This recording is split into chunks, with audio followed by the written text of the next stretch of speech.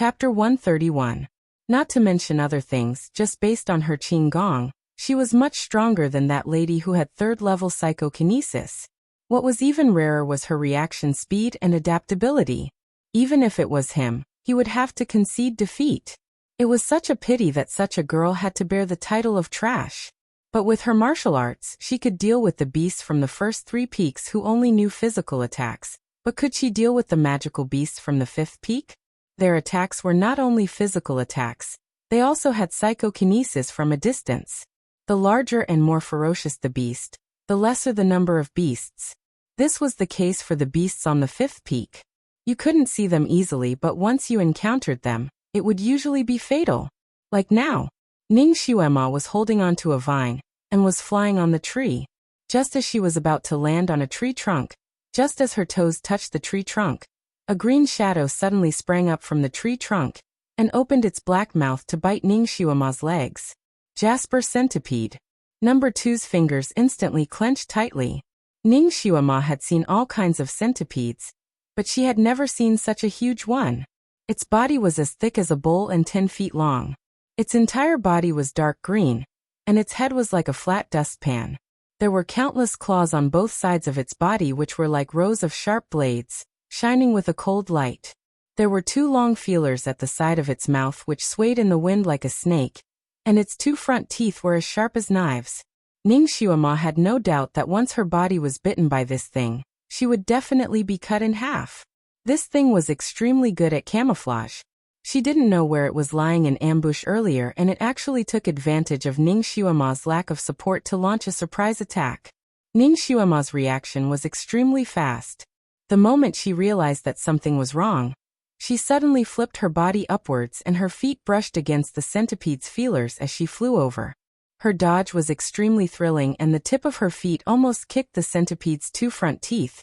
She took the opportunity to land on the branch of the tree behind the Jasper Centipede. She hadn't even steadied herself when the Jasper Centipede suddenly let out a sharp shriek. Its large tail swept towards Ning Xuema. Damn. This thing's attack speed was actually so fast. Ning Xuema flew up again and narrowly avoided the centipede's tail. A cold light flashed in her palm and she pierced the centipede's body. Her needle was dipped in a strong poison, and even an elephant would be poisoned in an instant. Although this thing was bigger than an ordinary centipede, it was still much smaller than an elephant. As long as the needle was pierced, the centipede's numerous claws would kick. Ding! The sound of metal colliding rang out as Ning Xuema's needle pierced the centipede's body. But it was bounced back. The jade green scales on this fellow's body were actually harder than steel. Her stab, which was infused with her inner strength, was completely unable to pierce through it. Chew! Although the Jasper Centipede's body wasn't pierced, it was still shaken by Ning Xuema's inner force. All of a sudden it was enraged. Its body suddenly curled up before shooting outwards. Unexpectedly, it was like an oversized cannonball, smashing towards Ning Xuema. The evil wind blew against her face. Ning Xuema didn't dare to face it head-on. In a moment of crisis, she used an iron plank bridge.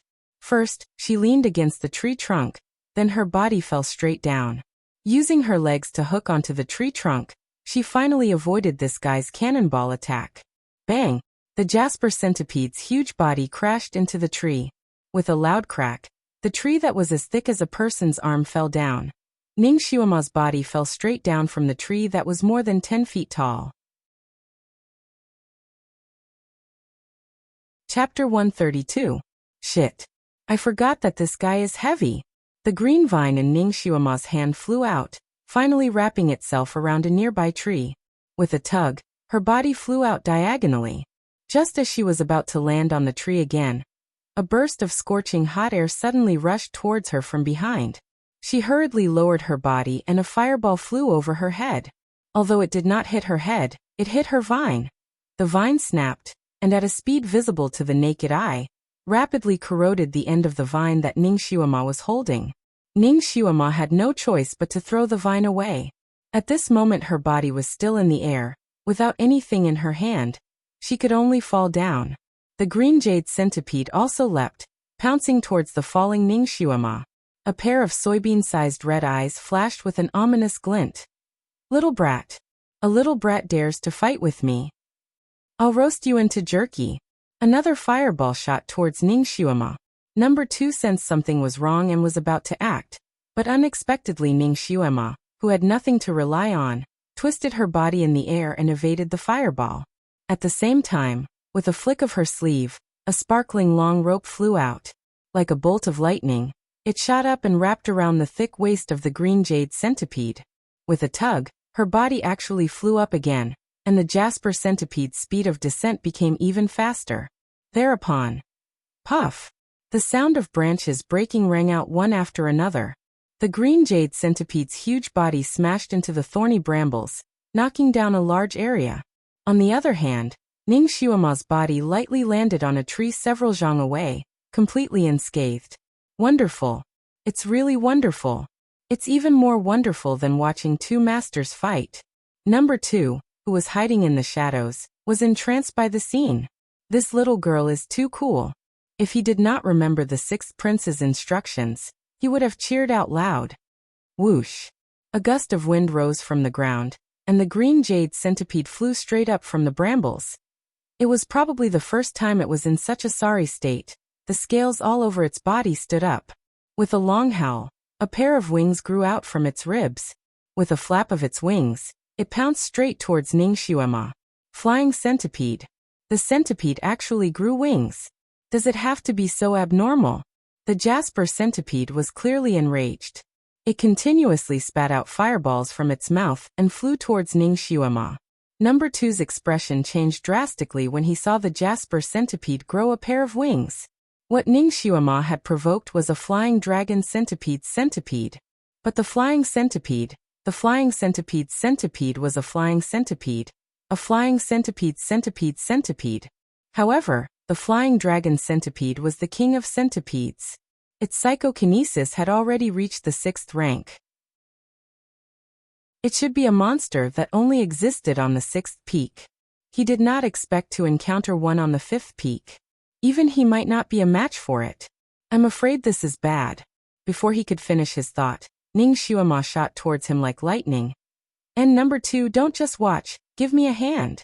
Number 2 was stunned. Number 2? Who is she calling? Does she have other helpers here? She shouldn't have, right? If there were other masters nearby, he should be able to detect them with his skills. No. Her eyes were clearly looking at him. She was calling him.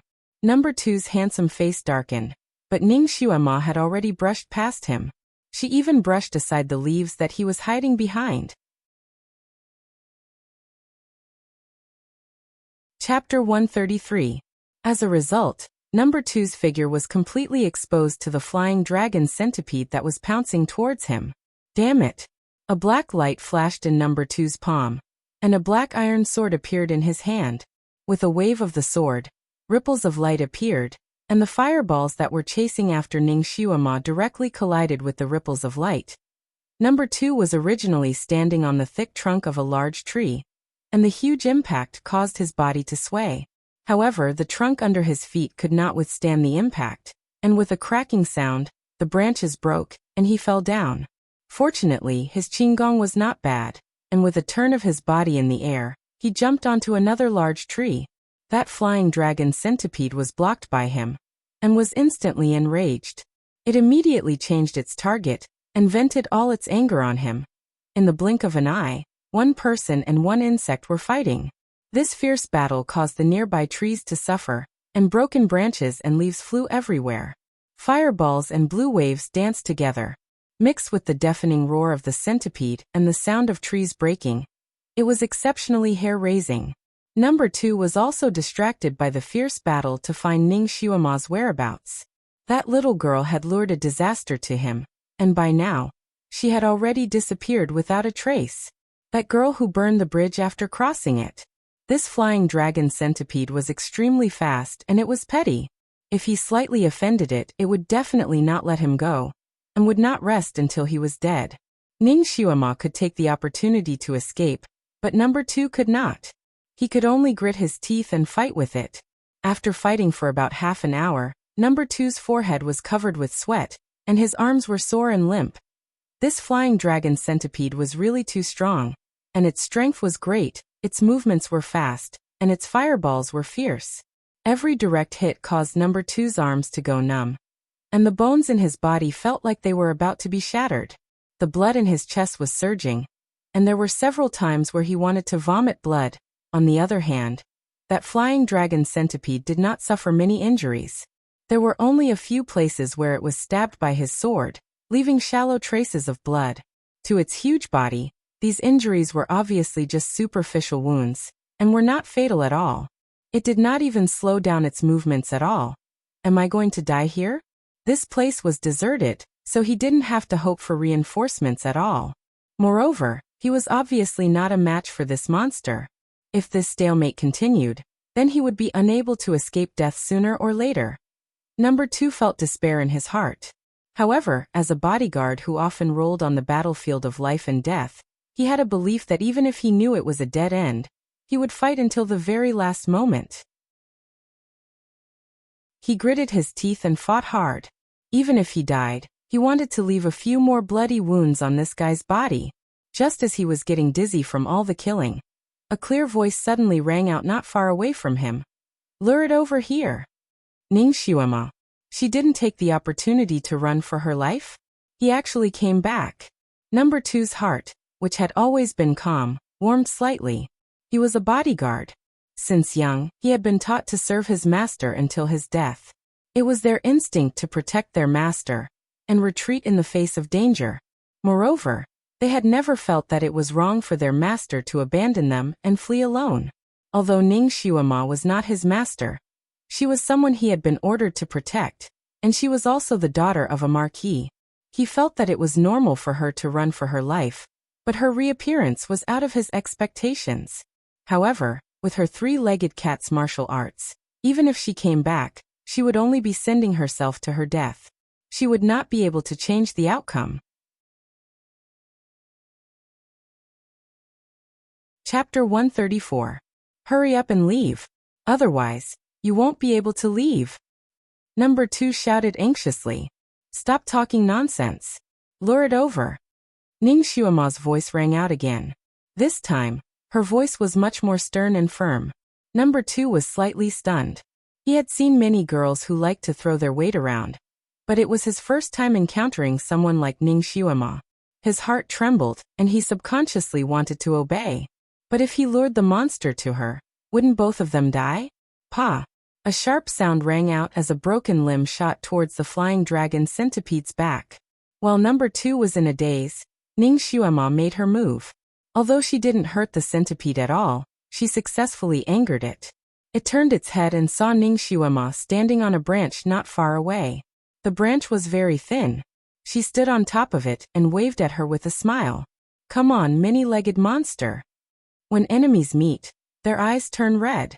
The flying dragon centipede roared and rushed over. This reckless girl. Number 2 also rushed over. The branch under Ning Xiuema's feet was burned by the flying dragon centipede's fireball. She screamed and fell down. Number 2's heart sank. The place where Ning Xiuema fell was a thorny forest that was taller than a person. If she fell in, even if she didn't die, she would be pierced by the thorns as thick as steel needles and become a hedgehog. The flying dragon centipede probably hated her so much that it didn't let her go even after forcing her down the branch. It wanted to burn her again or slap her with its claws. It shook its head and wagged its tail as it rushed down. It was obvious that it wanted to finish her off. Just as Ning Xiuema's body was about to fall into the thorny forest, she threw out a soft rope with lightning speed and wrapped it around the flying dragon centipede's body. It was the same move as before. Ning Xiuema used the momentum to fly up and kick the flying dragon centipede. And so, bang! The flying dragon centipede fell into the thicket once more. Ning Xiuema lightly stood on top of a tree branch not far away. She beamed as she pointed her pinky at the brambles.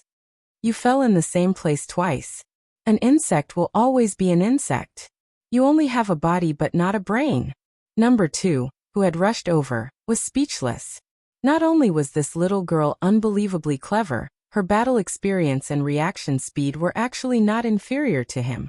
A bodyguard who had once rolled around in the Azura battlefield. And there were so many strange and bizarre ideas. Although the flying dragon centipede had fallen into the thicket, he did not dare to be careless. Subconsciously, he stood in front of Ning Xiuema, ready for battle. This kind of brambles would not be able to trap this kind of monster with copper skin and iron armor. It would immediately counterattack. Chirp. The flying dragon centipede suddenly let out an extremely mournful cry. Its huge body suddenly started to roll around in the thorny undergrowth. What was going on? Number 2 was puzzled. Logically speaking, even if the thorns on the thorny undergrowth pierced into the flying dragon centipede's body, it would at most cause a small flesh wound. It should not be able to fight. However, this was not the only thing that made number 2 even more surprised. The flying dragon centipede started to twitch after rolling around in the thicket for a while.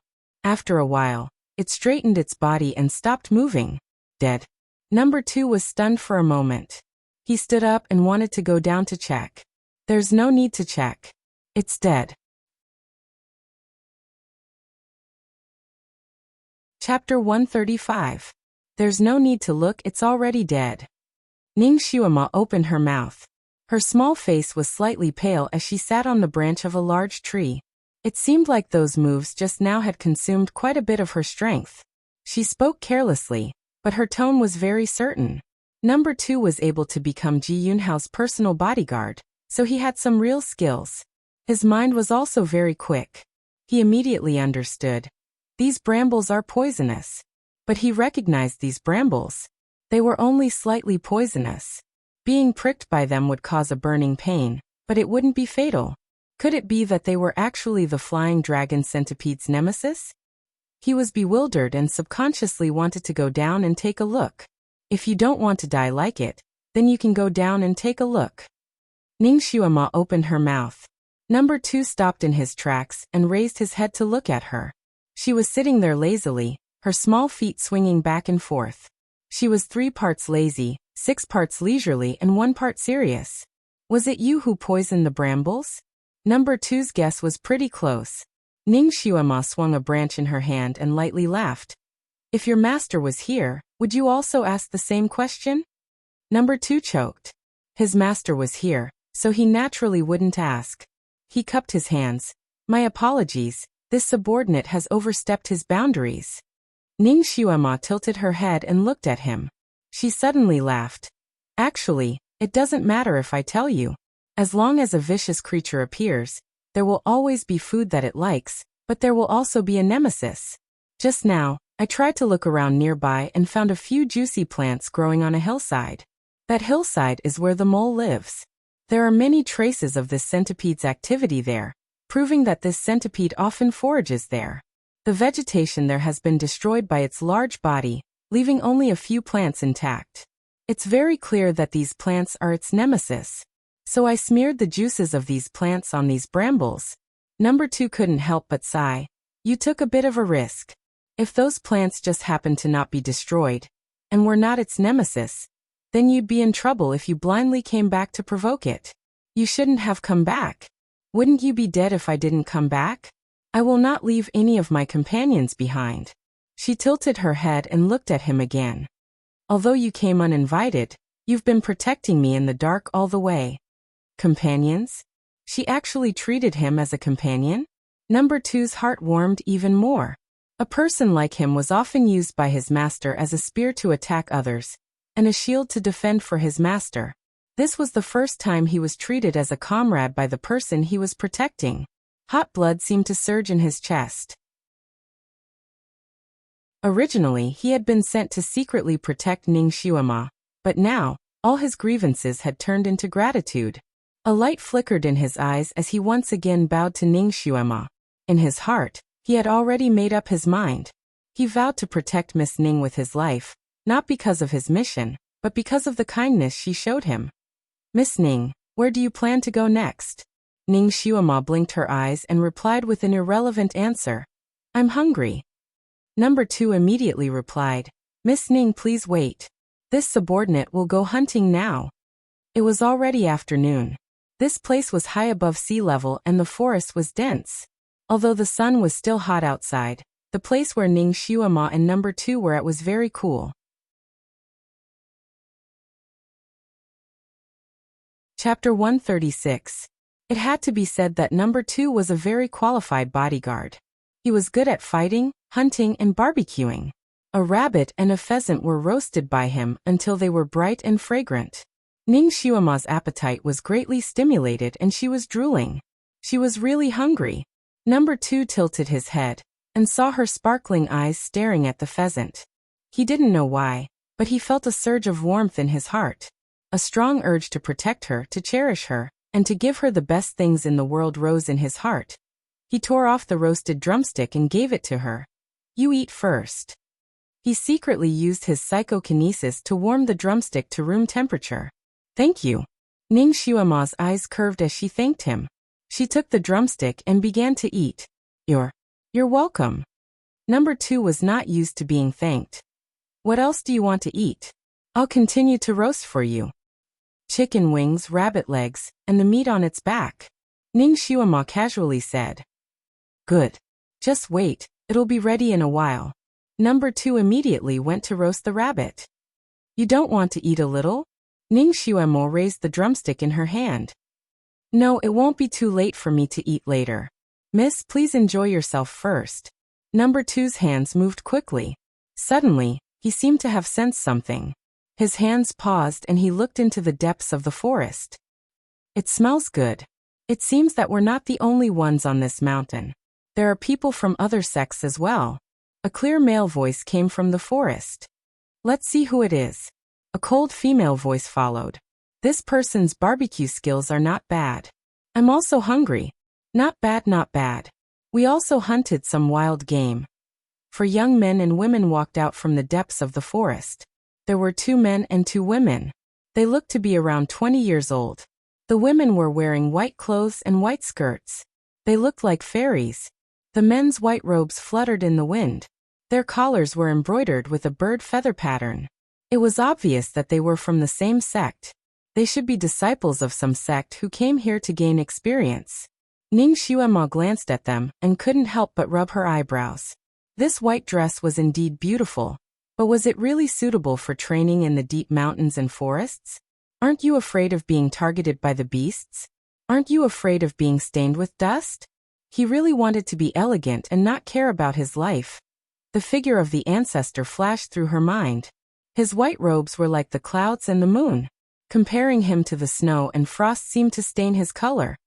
Could these people be the ancestor's disciples? This style of dressing is very similar. That's not right. The robes of the Sun Moon sect's disciples were embroidered with cloud patterns, not bird wings. Number 2, who was roasting meat, frowned slightly when he saw the faces of these people. The 4 people naturally saw the 2 people eating the barbecued meat, and were surprised. They didn't expect that the person who could enter the 5th mountain would be a little girl, who looked about 10 years old. As for the person barbecuing the meat, "Number 2, why are you here?" Among the 4 people, the coldest girl recognized Number 2's identity. Number 2 could only cup his hands. "Miss Zhong. So it was an acquaintance?" Ning Xiumo raised her eyebrows. Number 2 didn't have a name?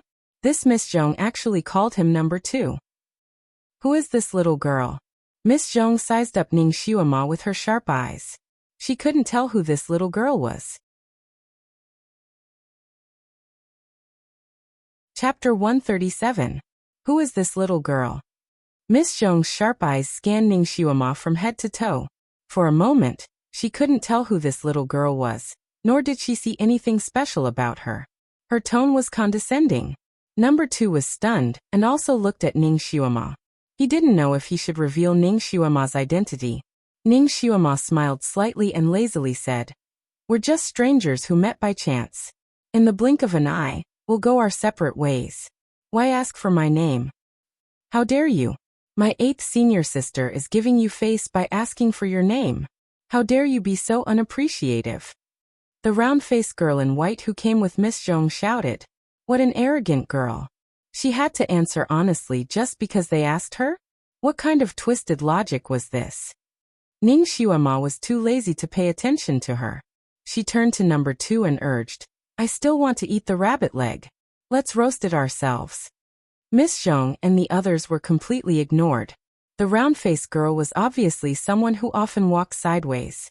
She raised her eyebrows and was about to get angry again when Miss Zhong waved her hand. Forget it, ninth sister. Why lower yourself to the same level as a child? She turned to number 2 and asked, Number 2, how is your prince? Very good. Thank you for your concern. No need to be so polite. When you go back and see your prince, send my regards to him on Rushuang's behalf. Yes, I'll definitely pass on your message. Zhong Rushuang nodded and said, Number 2, your roasted game is pretty good. Help us roast it too. 15th brother, give the game in your hands to him to take care of. One of the handsome young men in white nodded his head and placed the meat in his hands in front of number 2. Number 2 was stunned for a moment and frowned slightly, but he still nodded. Okay. 8th senior sister, who is he? The round-faced girl asked curiously.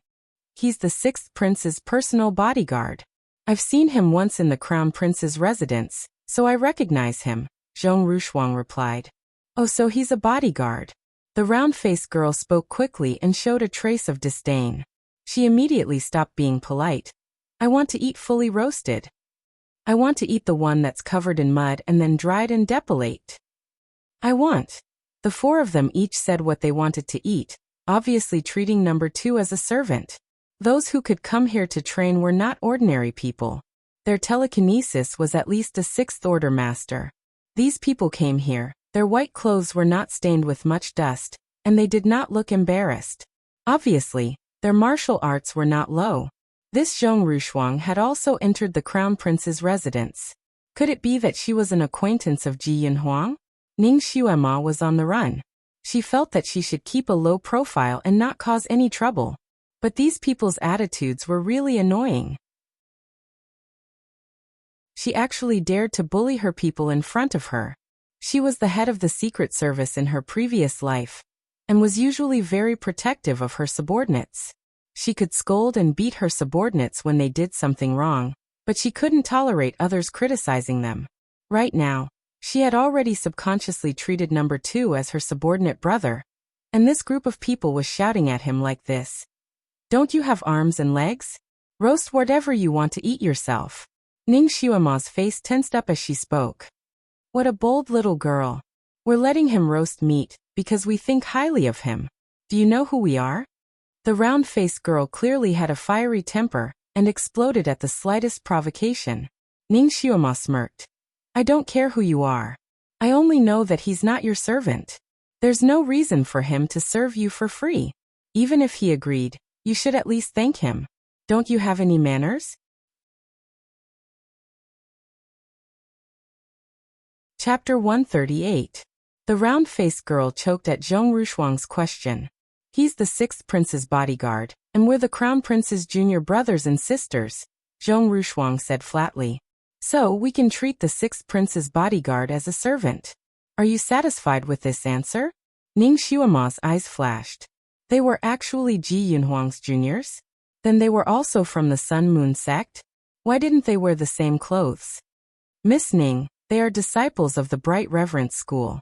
Their psychokinesis is above the 8th rank of the human realm. We can't afford to offend them. Bear with it. Number 2 suddenly transmitted his voice to Ning Xuema. Bright Reverence School? Ning Xuema quickly searched her mind for the origins of this school. Suddenly, a legend floated into her mind. According to the legend, 300 years ago, the ancestor had made an exception and accepted a female disciple named Yi Qingwan. Later, for unknown reasons, she was expelled from the school and refused to acknowledge it. That female disciple was also a strong person, so she founded the Bright Reverence School. Bright Reverence actually meant worshipping the sun and moon, implying that she was from the Sun Moon sect. These people claimed to be Ji Yunhuang's juniors. Could it be that they were the direct disciples of the Bright Reverence School's founder, Yi Qingwan? If Yi Qingwan was still alive, she would be over 300 years old. Her disciples, on the other hand, were very young. Miss Ning, don't be fooled by their appearance. They are actually over 70 years old. It's just that they have a technique to retain their youthful looks. Number 2 continued to transmit his voice to her. They were actually so old. Psychokinesis was really a mysterious thing. Ning Xuema once again yearned for psychokinesis. Which girl didn't want to retain their youthful looks? Even Ning Xiuema was no exception. Only when your psychokinesis breaks through the first rank of the Earth realm can you truly retain your youthful looks. They haven't broken through the Earth realm yet. The reason why they can retain their youthful looks is because their master has a special technique to retain their youthful looks. He also taught it to them. Number 2 continued to explain. Ning Xiuema nodded. She felt that she had gained a lot of knowledge. What are you two whispering about? The round-faced girl's face was full of suspicion. There. Isn't that a flying dragon centipede? A white-robed youth suddenly pointed at the thorny thicket and shouted. Like a stone that stirred up 1,000 ripples. The other three immediately looked in the direction he was pointing. Zhong Rushuang's eyes lit up. Her usually cold and arrogant face also showed surprise. As expected, we can complete the task that master gave us. So the long howl we heard just now was indeed from it. I told you, but you didn't believe me. Fortunately, you came here to take a look. This thing has always grown on the 6th summit. Who would have thought that it would actually be found on the 5th summit? We're lucky. That's right. There must be a 6th grade fire crystal in its body. Let's take it back and complete the mission. The 4 of them spoke one after another, and actually treated the flying dragon centipede as their possession. I'll go get the crystal. A white-robed youth volunteered. Just as he was about to fly up, Ning Xiuema successfully stopped him with a sentence. This centipede was killed by us. Did you ask for our permission to take it? Zhong Rushuang glanced at Ning Xiuema, and then her gaze fell on number 2. Number 2, your martial arts have improved. You can actually hunt the flying dragon centipede alone. It was obvious that she didn't take Ning Xiuema seriously. She also didn't expect that Ning Xiuema would take the lead in killing the flying dragon centipede. She changed the topic again.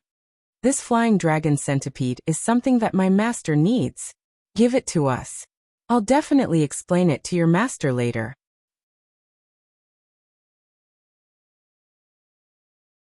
Chapter 139. This. Number 2 glanced at Ning Xiuema and saw that she was looking at him with a smile that wasn't a smile. His courage was boosted. My apologies, forgive me for not being able to comply. This thing was Ning Xiuema's prey, so he had to protect it for her. Although the flying dragon centipede was a monster of the 6th peak, there were very few of them. Even if they wandered around the 6th peak for half a month, they might not be able to find one. Moreover, the fire crystal inside its body was extremely pure, comparable to an 8th grade crystal. It had a price but no market. Even if they wanted to buy it, there was nowhere to buy it. If Ning Xiuema could offer this crystal to the imperial court, perhaps the emperor would pardon her for running away from the marriage and give her other rewards. Zhong Rushuang's pretty face sank. You've got guts daring to refuse me? In this world, not many people dared to refuse the request of a direct descendant of the Bright Reverence sect. Even the disciples of the Sun Moon sect would give them some face, but this little guard in front of her actually dared to say no? My apologies. The fire crystal inside this flying dragon centipede is something that our master wants.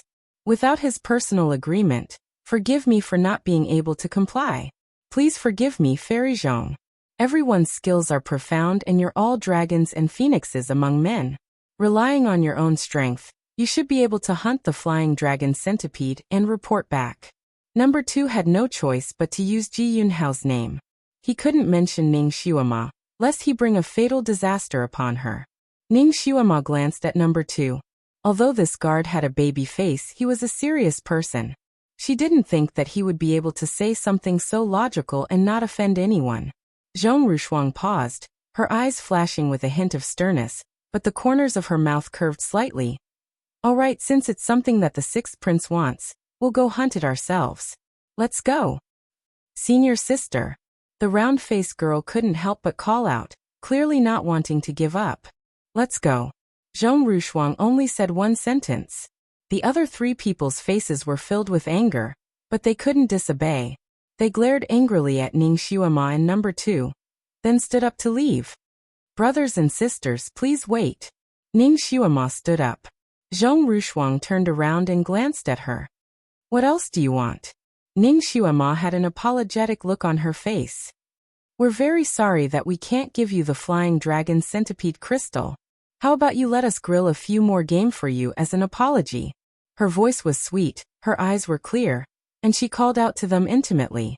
This made these people who were close to 70 years old, but still maintained a youthful appearance, feel very comfortable. Moreover, they were really hungry, and they were too lazy to roast anything themselves.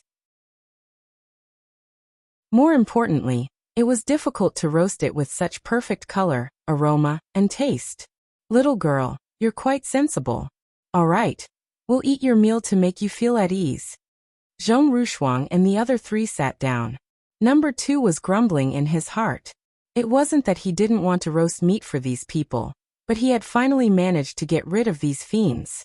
Now that Ning Xuema had asked them to stay, he didn't know what unforeseen events would happen if they stayed. The little girl knew their identities. Was she afraid of offending them, so she used this as a gesture of goodwill? He couldn't guess Ning Xuema's thoughts, so he could only go and clean up the game. Ning Xuema ran over and rolled up her sleeves. I'll help you with it. It'll be faster, too. Don't let these brothers and sisters starve. Number 2 didn't want her to interfere. He was about to refuse and ask her to go and rest first. However, Ning Xuema smiled at him and winked. Number 2 didn't know what she was up to, so he just let her be.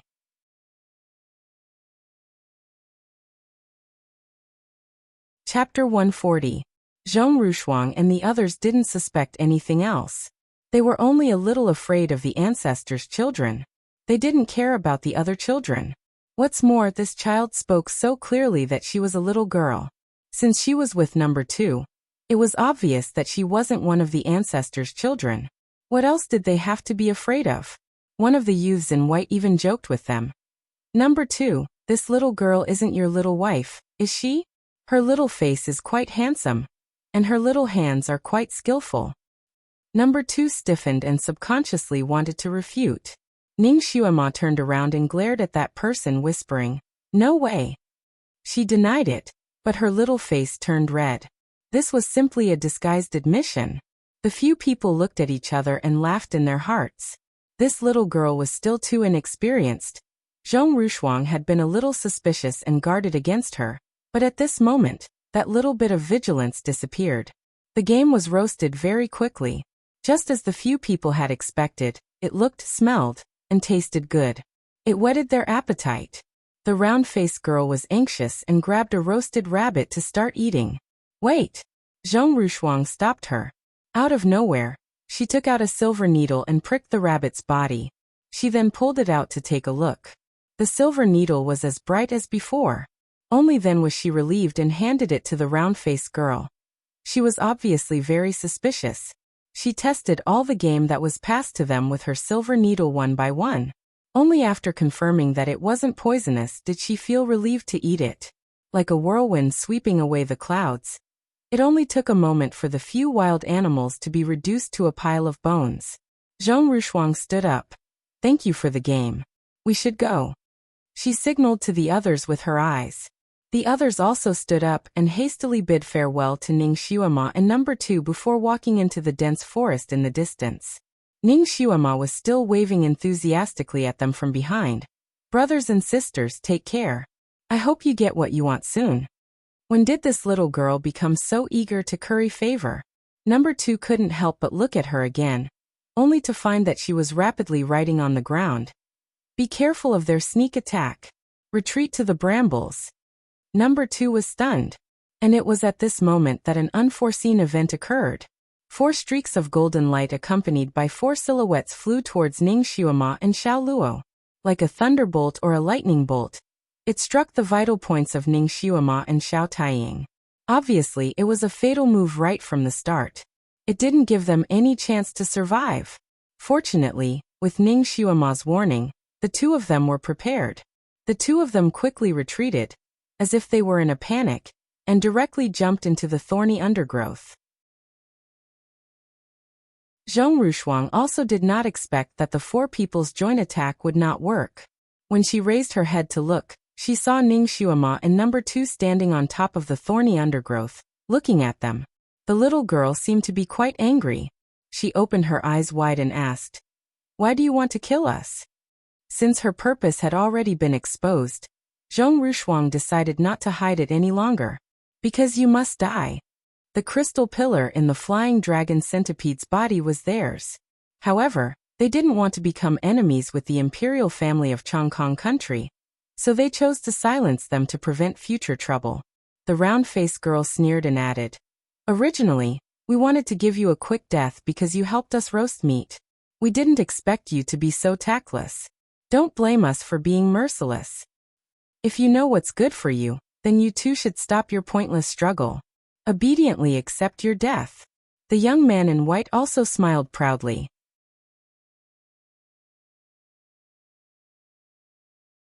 Chapter 141. If you kill yourselves, commit suicide, we can still leave your corpses intact. Who knows, maybe we'll even bury you properly if we're in a good mood, so that your corpses won't be exposed in the wilderness. Another young man also laughed happily. The four of them began to approach the thorny thicket step by step. "You're too much of a bully." Ning Xiuema stomped her foot, but she forgot that she was standing on thorny thickets. Her foot missed a step and she fell down with a cry. "Miss Ning." Number 2 hurriedly flew down to catch her.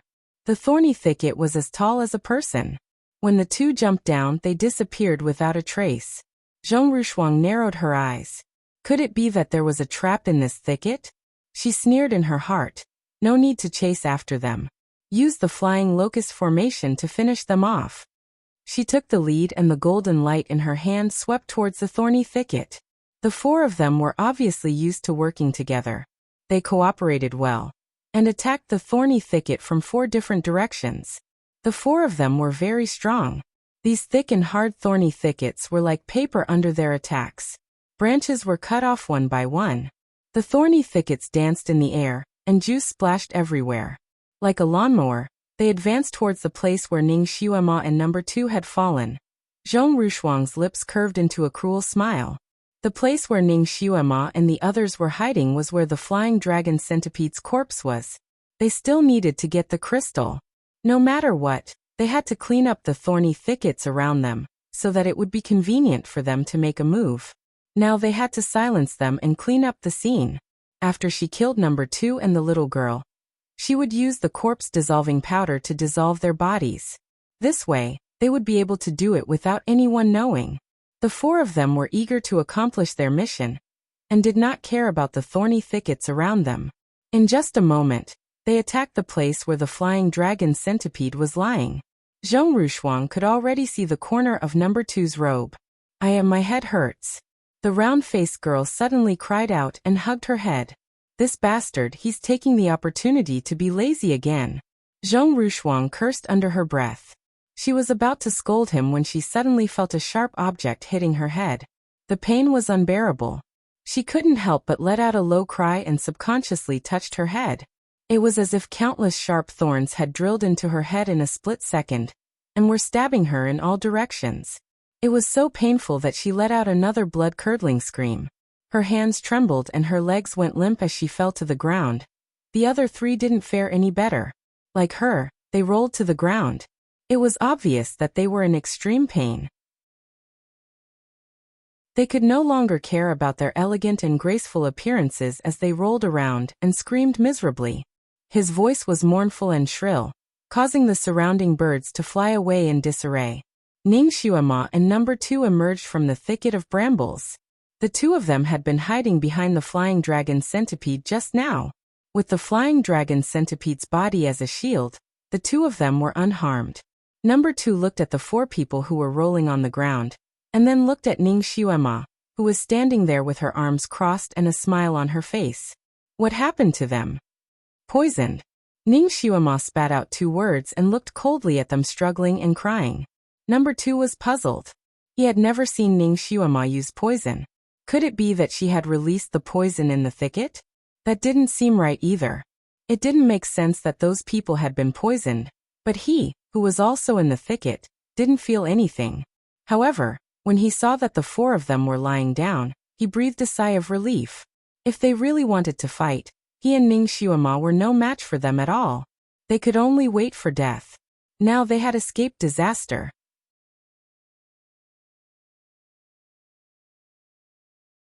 Chapter 142. You poison them? He couldn't help but ask. Ning Xiaoma's lips curled slightly. What do you think? She kicked the ball back to him. Number 2 finally shut his mouth and stopped asking. Stupid girl. What the hell are you doing? Give us the antidote. Zhong Rushuang endured the pain and shouted. Does it hurt? Ning Xiaoma charmingly stood at the top of the brambles. She was trembling, but she didn't fall. Little girl, if you give us the antidote, we'll let bygones be bygones. One of the youths in white had already rolled into a gray one. He also knew that this wasn't the time to be stubborn, so he began to try to appease them. Give you the antidote so that you can kill us to silence us? Are you out of your mind, or do you think I'm out of my mind? Ning Xiaoma was still smiling, but the words she said were infuriating. We won't kill you. Just now. We were just joking with you to scare you and make you hand over the fire crystals. We didn't really want to kill you. Zhong Rushuang endured the pain and tried to jump up several times, but the pain had already begun to spread from her forehead to her entire body. Wherever it went, it felt like knives and axes were cutting her. She couldn't even sit up, let alone jump up to take revenge. Is that so? Ning Xiaoma pursed her lips and smiled, rudely exposing her lie. Aren't you afraid that this matter will reach the crown prince's ears, and that you won't be able to explain yourself to him? So you want to kill us to silence us, then destroy the evidence and be done with it? Zhong Rushuang's face turned pale. This little girl had guessed correctly. At this point she could only refuse to admit it. Little girl, you're wrong. It's not like that.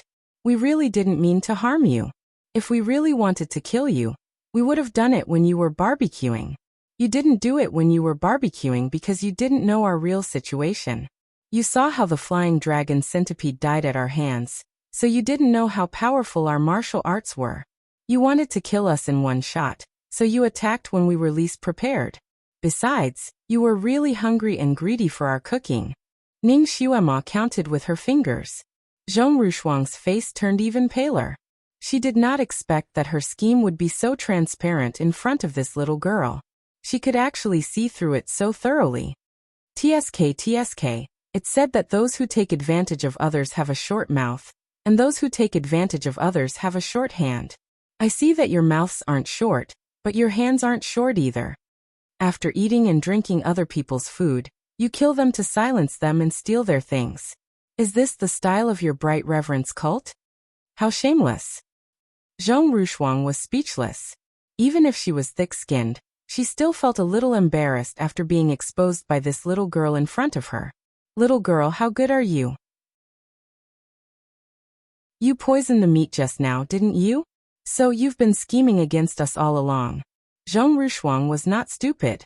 After thinking for a while, she realized something and could not help but retort. But she had tested it before eating it, and it wasn't poisonous. Ah, you're not stupid. Ning Xiaoma giggled. However, you're only half right. I did put a kind of poison in the game you ate. This kind of poison isn't poison at all if you eat it alone. It's just a kind of seasoning. If you really left after eating it and didn't scheme against us, nothing would have happened. But you ate it and even schemed against us to kill us. The juice in the thorns is actually a kind of poison. This kind of poison isn't poison on its own, but when it's mixed with the poison I put in the game, it becomes an intestinal poison.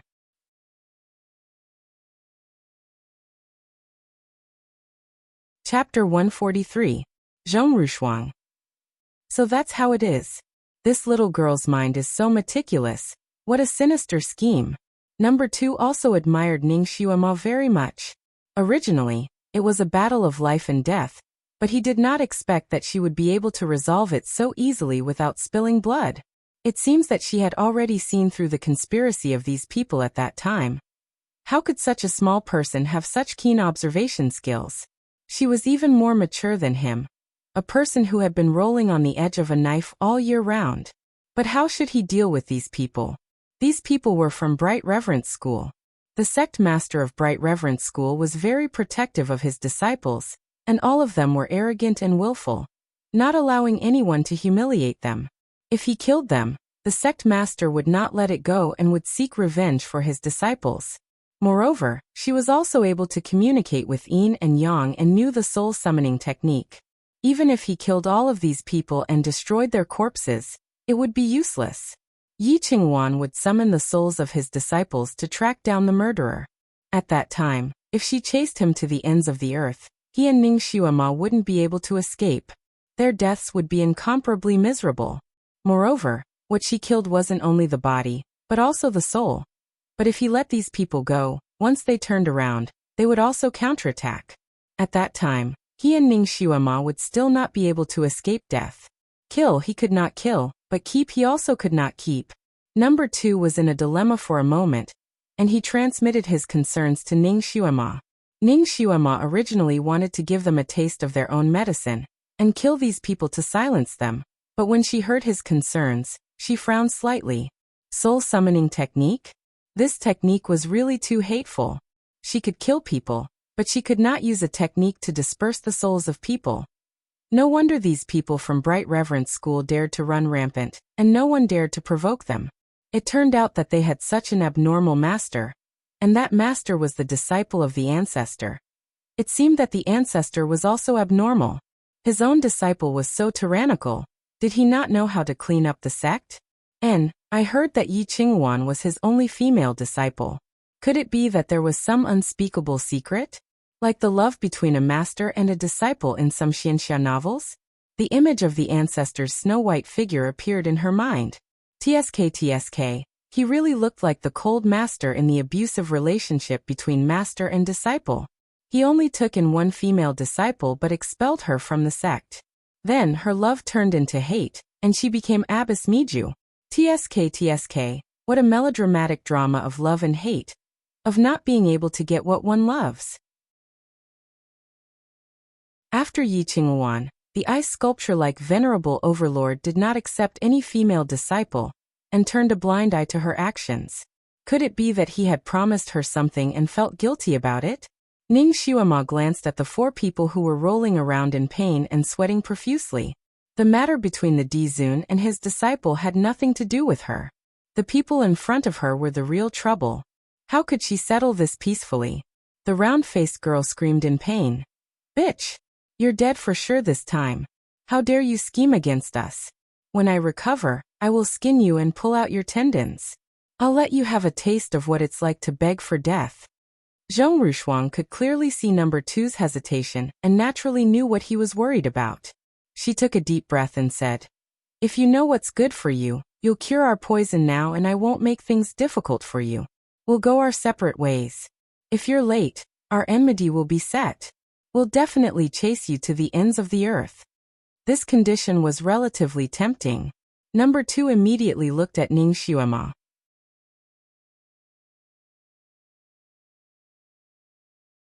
Chapter 144. Ning Xuema smiled faintly. What do you think? If you cure us of the poison, we'll spare your lives. The white-robed youth was in a sorry state, but his tone was arrogant. In his heart he added, I'll only torture you and turn you into human rods. We'll talk after you cure us of the poison. Another youth spoke up. All 4 of them were sweating profusely and were in a sorry state. What should we do? Lady Ning, these 4 people are vengeful people. Number 2 transmitted his voice again. Stuck between a rock and a hard place. Ning Xuema seemed to be in a difficult position as she thought about it, then sighed. This is really a dilemma. Let me think about it. Number 2, let's ignore them for now. We'll talk about it after we get the fire crystal. Yes. Number 2 also decided not to dwell on this difficult problem for the time being, and went to kill the flying dragon centipede to get the crystal. Zhong Rushuang and the others were so angry that their noses almost went crooked. This damned girl could take her time to think, but they were being tortured here, and they didn't want to wait a moment longer. The 4 of them were there. Some were threatening, some were tempting, some were cursing, some were red-faced and some were white-faced. They wanted to trick Ning Xuema into curing them of the poison first. Unfortunately, Ning Xuema didn't seem to have any intention of paying attention to them. She crossed her arms and excitedly watched number 2 retrieve the crystal. This flying dragon centipede had copper skin and iron bones. In order to peel off its skin and flesh, One had to start from a small hole in its abdomen. Then, one had to peel it off bit by bit like tearing off iron. It was very time-consuming. Ning Xuema didn't seem to be impatient at all. She watched with great interest. On the other hand, every moment was torture for those few people. Cold sweat broke out all over their bodies, and the clothes on their bodies had already been rolled into a mess. After 2 hours, their willpower was finally defeated. They no longer dared to curse, only begging and crying. The round-faced girl even knelt on the ground and kowtowed repeatedly. 4 hours later, Number 2 finally took out a blood-red crystal that was about 2 feet long from the flying dragon centipede's body. As soon as the crystal appeared, it flashed with a dazzling brilliance, illuminating the surroundings with a fiery red glow. The 4 of them were now rolling on the ground. They didn't even have the strength to beg for mercy. They were lying there like dead dogs. Number 2 was also sweating profusely. He wiped the fire crystal clean and handed it to Ning Xuema. "Miss Ning, please put it away." Ning Xuema took it and looked at it, then threw it back to him. "You can keep it. I don't need it." She was not interested in the crystal. Moreover, this thing was so heavy that it was too burdensome to carry. She still had to go up the mountain to pick herbs. Number 2 was speechless. He thought that Ning Xuema didn't know the value of this crystal. He couldn't help but say, "Miss Ning, this crystal is extremely rare. With a little polishing, it will become a good tool to test fire psychokinesis. Moreover, cultivators with water attribute psychokinesis can use it to set up arrays during cultivation. It can also prevent them from going berserk." Fire and water mutually restrained each other. When a cultivator with water psychokinesis overcultivated, the yin energy in their body would be greatly increased. Only by using a fire attribute crystal to neutralize the yin energy would they be able to resolve this crisis. "Looking at your psychokinesis, it should be of the water attribute." Ning Xuema glanced at him. "Then I'll give it to you." Although this imperial bodyguard was Ji Yunhao's imperial bodyguard, his character was extremely loyal to his friends. He was also relatively straightforward and candid. Ning Xuema had always respected this kind of man. Moreover, he was currently her companion, so Ning Xuema didn't feel any heartache when she gave him the crystal.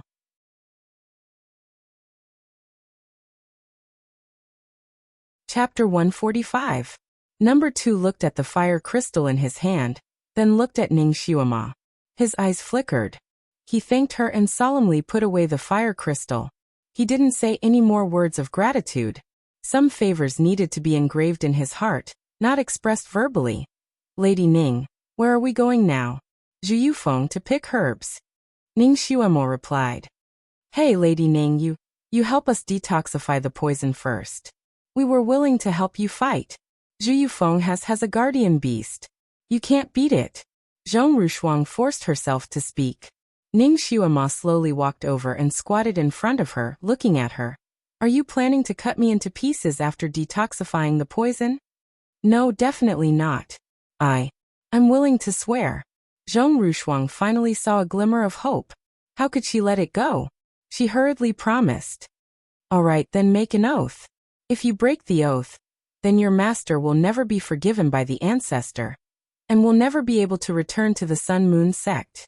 Number 2 interjected from the side. Zhong Rushuang's expression changed greatly. How can we implicate our master? If you don't have any intention of breaking the oath, why would you implicate your master?" Number 2 didn't back down. Ning Xuema also smiled gently at the side. "You don't even dare to swear such an oath. It's clear that you don't have any sincerity." "Okay, I swear. I won't seek revenge on you too. If I break the oath, my master." Zhong Rushuang followed Ning Xuema's instructions and repeated the oath. The other 3 saw her swear, and in order to survive, they followed suit and swore the same oath. Number 2 let out a long sigh of relief. "Lady Ning, detoxify them. They won't dare to break the oath." Ning Xuema also knew that the people of the Tianxi continent valued oaths the most. It was said that if an oath was broken, it would quickly be fulfilled. Thus, once the people here made an oath, they wouldn't break it again. Even if they had great grievances, they would have to let go. 2 hours later, Ning Xuema and number 2 were already on their way to Falling Flower Peak. Miss Ning, didn't you say you wanted to go to Vermilion Jade Peak? Number 2 was puzzled. The direction they were currently heading in was clearly the opposite direction. That was to fool those 4 people. Ning Xuema didn't even turn her head. Number 2 said. The 4 of them swore that they wouldn't seek revenge on us. Their martial arts aren't bad, and they're willing to help us. It's a good idea to have them open a path for us. They only promised that they wouldn't seek revenge on us, but that doesn't mean that they wouldn't come up with any bad ideas along the way. For example, they would deliberately lure some ferocious beasts to attack us, or deliberately bring us to some dangerous place. Even if we were really in danger, do you think they would reach out and save us? Rather than being on guard all the time, it's better to go our own way. Number 2 was stunned for a moment. He deeply felt that what Ning Xuema said was indeed reasonable, and didn't say anything else. Speaking of which, their master, Yi Qingwan, really knows the soul-tracking technique?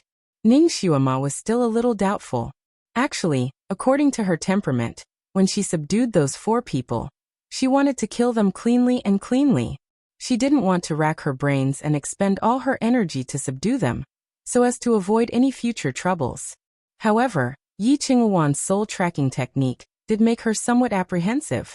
She was still very weak now, but that Yi Qingwan's martial arts had already reached Earth rank level 8. She had hundreds of disciples under her, and was already a powerful existence on this continent.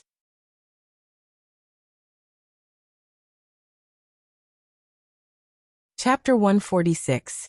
If such a person wanted to take Ning Xuema's life, Ning Xuema would have no chance to escape. Fighting against such a big boss when she was still very weak was undoubtedly like a mantis trying to stop a chariot, or an ant trying to shake a tree. It was too irrational. Number 2 nodded and told her a few stories about how Yi Qingwan used the soul-tracking technique to find out the cause of her disciples' deaths, and used cruel methods to take revenge. Every one of them was hair-raising, and every one of them died very miserably. One of them was even a prince of a certain country, because he accidentally killed a disciple of Bright Reverence. Bright Reverence sought revenge and burned him alive on the city wall. Even the emperor of that country was angry, but didn't dare to say anything. Ning Xuema frowned slightly. It seemed that this Yi Qingwan was even more abnormal than that Abbess Miju. She was so tyrannical, yet the ancestor didn't care about her. It seemed that he had some kind of special feelings for her. How did Yi Qingwan get expelled by the ancestor? Number 2 shook his head.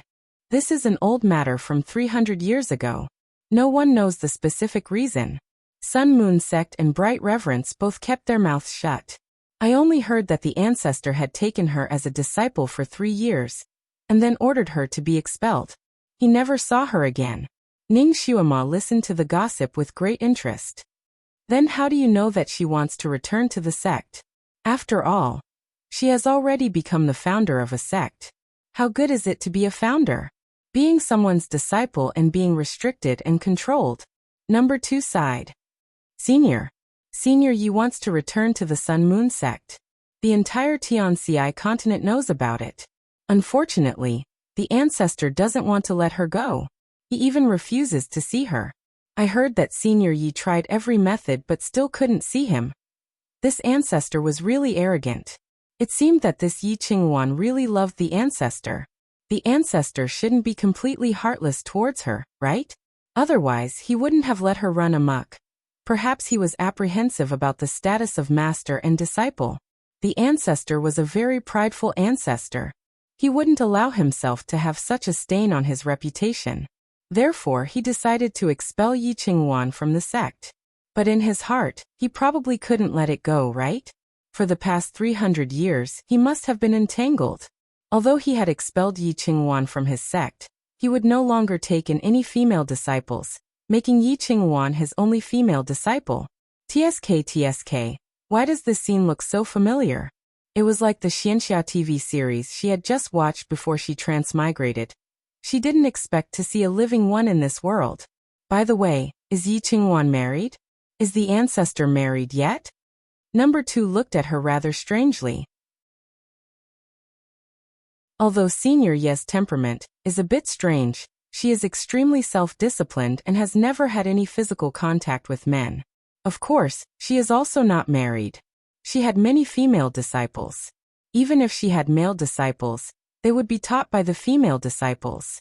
Therefore, the status of the male disciples was lower. As for the ancestor was a god. Which mortal woman could be worthy of him? Naturally, he's unmarried.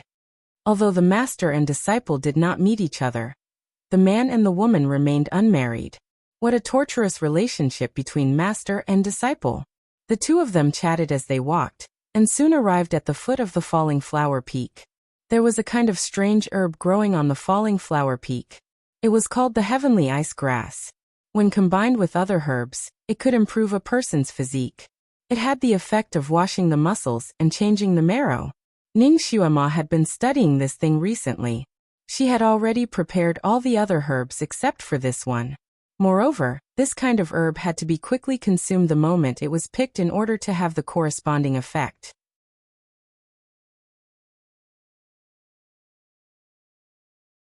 Chapter 147.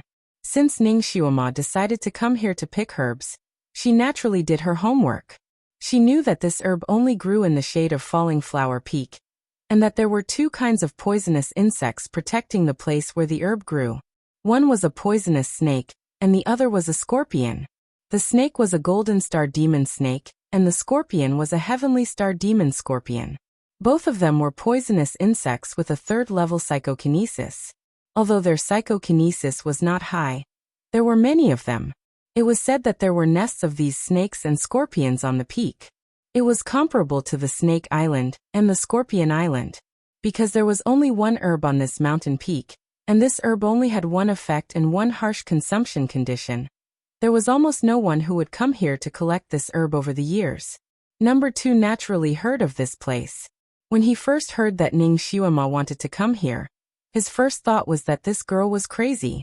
He knew that she had a useless physique, but she couldn't sacrifice her life just to improve her useless physique. He thought that Ning Xuema didn't know the dangers of this place, so he opened his mouth to explain to her. Unexpectedly, just as he opened his mouth, Ning Xuema cut him off. I know all of this. I've done my research before, so I know what to do. Number 2, you don't need to come with me. You can just stay at the foot of the peak. I have my own way of picking herbs. This was her business, and she didn't want to make it difficult for others to take the risk with her. Number 2 was silent for a moment. He took off the fire crystal on his back and hid it in a hidden tree hole. Then he said, I'll go with you. Your Highness is not here. You don't need to follow the rules. You must protect me. Miss Ning, you don't need to persuade me. I've made up my mind. I'll go wherever Miss Ning goes. He didn't do it for the rules or for the 6th king. He was a guard and knew how to avoid harm. If it was only for the 6th king's orders, he would do his best. He wouldn't pledge his life to follow him. He only did it for her. Ning Xuema looked at his determined face and knew that he had made up his mind. She couldn't persuade him anymore. She simply said, Okay, I can take you with me, but you must listen to me on the peak. You can't make any mistakes. Yes. Number 2 looked at her suddenly serious little face, and his heart skipped a beat. This girl actually had the aura of a king at this moment, and he didn't dare to disobey her. What happened next was simply a bizarre and frightening nightmare for number 2. When they were about to reach the peak, Ning Xuema sprayed some kind of medicine on him. She sprayed it from head to toe, not sparing a single inch of his skin. The smell was strong, strange, and unpleasant. She also sprayed herself with the same spray before swaggering up to the peak with him. The first thing they saw was a snake. Large and small golden snakes were in nests.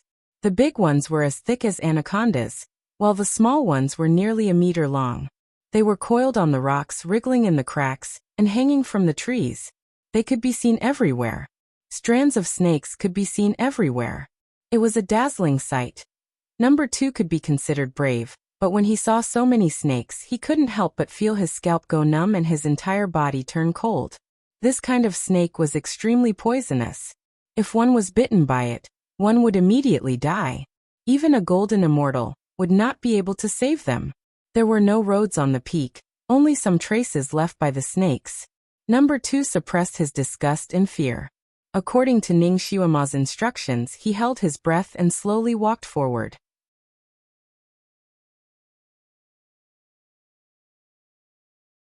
Chapter 148. Strangely enough, there were snakes under their feet and on both sides of them, but not a single snake attacked them. It was as if they didn't exist at all. Without a doubt, it was the strange liquid that Ning Xiuma sprayed on her body. At this time, number 2 was still full of admiration for Ning Xiuma. Girls were generally afraid of snakes. He had once seen a so-called psychokinesis genius scream like a pig being slaughtered when she saw a snake. Now in this kind of snake nest, even he was so scared that his face turned white. He had to control his legs to stop them from trembling. But he never thought that Ning Xiuma, this little girl, would be able to walk through the snake array like this. She walked so lightly and without a change in expression.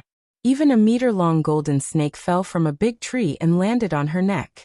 Number 2 was so scared that he broke out in a cold sweat. Ning Xiuma didn't even blink. She didn't even pay attention to the snake on her neck. She only stood there, allowing the snake to slither around her body once before leaving while shaking its head and wagging its tail. Which bastard said that Marquis Ning's daughter was a coward and had no place to be? The person who said that must be blind. From what he had seen and heard along the way, this girl was an unprecedented genius. Smart, intelligent, bold, meticulous, ambitious, and had a body full of strange skills. He was better than her father, if not better. Whoever could marry this girl would have a good fortune that couldn't be accumulated even in 8 lifetimes. It was a pity that their marquis didn't have this good fortune, and missed out on such an excellent girl. They passed through the snake array without any danger. Although number 2 was so scared that he broke out in a cold sweat, he was still able to hold on. Other than his face turning white, he didn't look out of place. What medicine did they spray on us just now? They seem to think that we are the same kind. Number 2 couldn't help but be curious. Ning Xiuma put a snow-white finger to her lips and smiled. It's a secret recipe. Number 2. Since it was a secret, it wasn't convenient for him to ask. He looked ahead. There should be more scorpion arrays, right? Will the smell on our bodies still work? Add one more.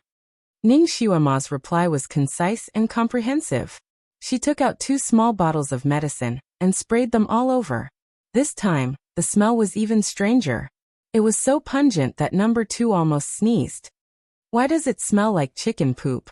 Number 2 almost wanted to pinch his nose. The smell was going to kill him. Ning Xiuma's eyes curved. Do you want to make the scorpions avoid you because you stink, or make the scorpions come to you because you smell good? Alright, he would endure it for now. At this moment, they had already entered the depths of the mountain. The 2 of them finally saw the scorpion here. The number of scorpions was much smaller than the number of snakes, and they all moved alone. The big ones were as big as a pipa, and the small ones were as big as round fans. Each of them moved as fast as lightning, and their tails were raised high like flags. Number 2's heart was filled with uncertainty. He knew that the smell on his body was the smell of a large rooster. It was said that scorpions were afraid of chickens, but with such a large scorpion that was even bigger than a rooster, would it be afraid? But he was clearly worrying too much. Their natural enemy was their natural enemy. The scorpions here were afraid of chickens. They were afraid of the smell of chicken poop on their bodies. Wherever they went, the scorpions on the side of the road would quickly run away. In the blink of an eye, they would dive into the grass. They were simply unstoppable.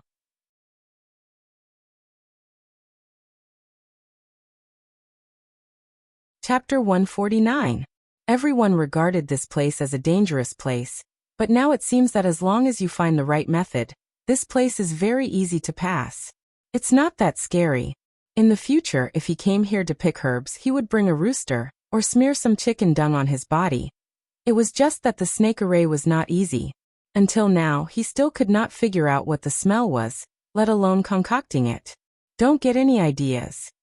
Ning Xiuma opened her mouth, obviously seeing through his thoughts. Normal roosters don't have it either. The smell on our bodies right now is the smell of the sky rooster, the natural enemy of this scorpion. So that's how it is. Number 2 could not help but look at her again.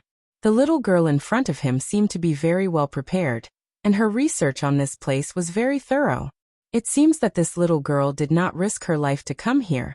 She already had a card up her sleeve. The two of them turned around a hillside, and suddenly their eyes lit up.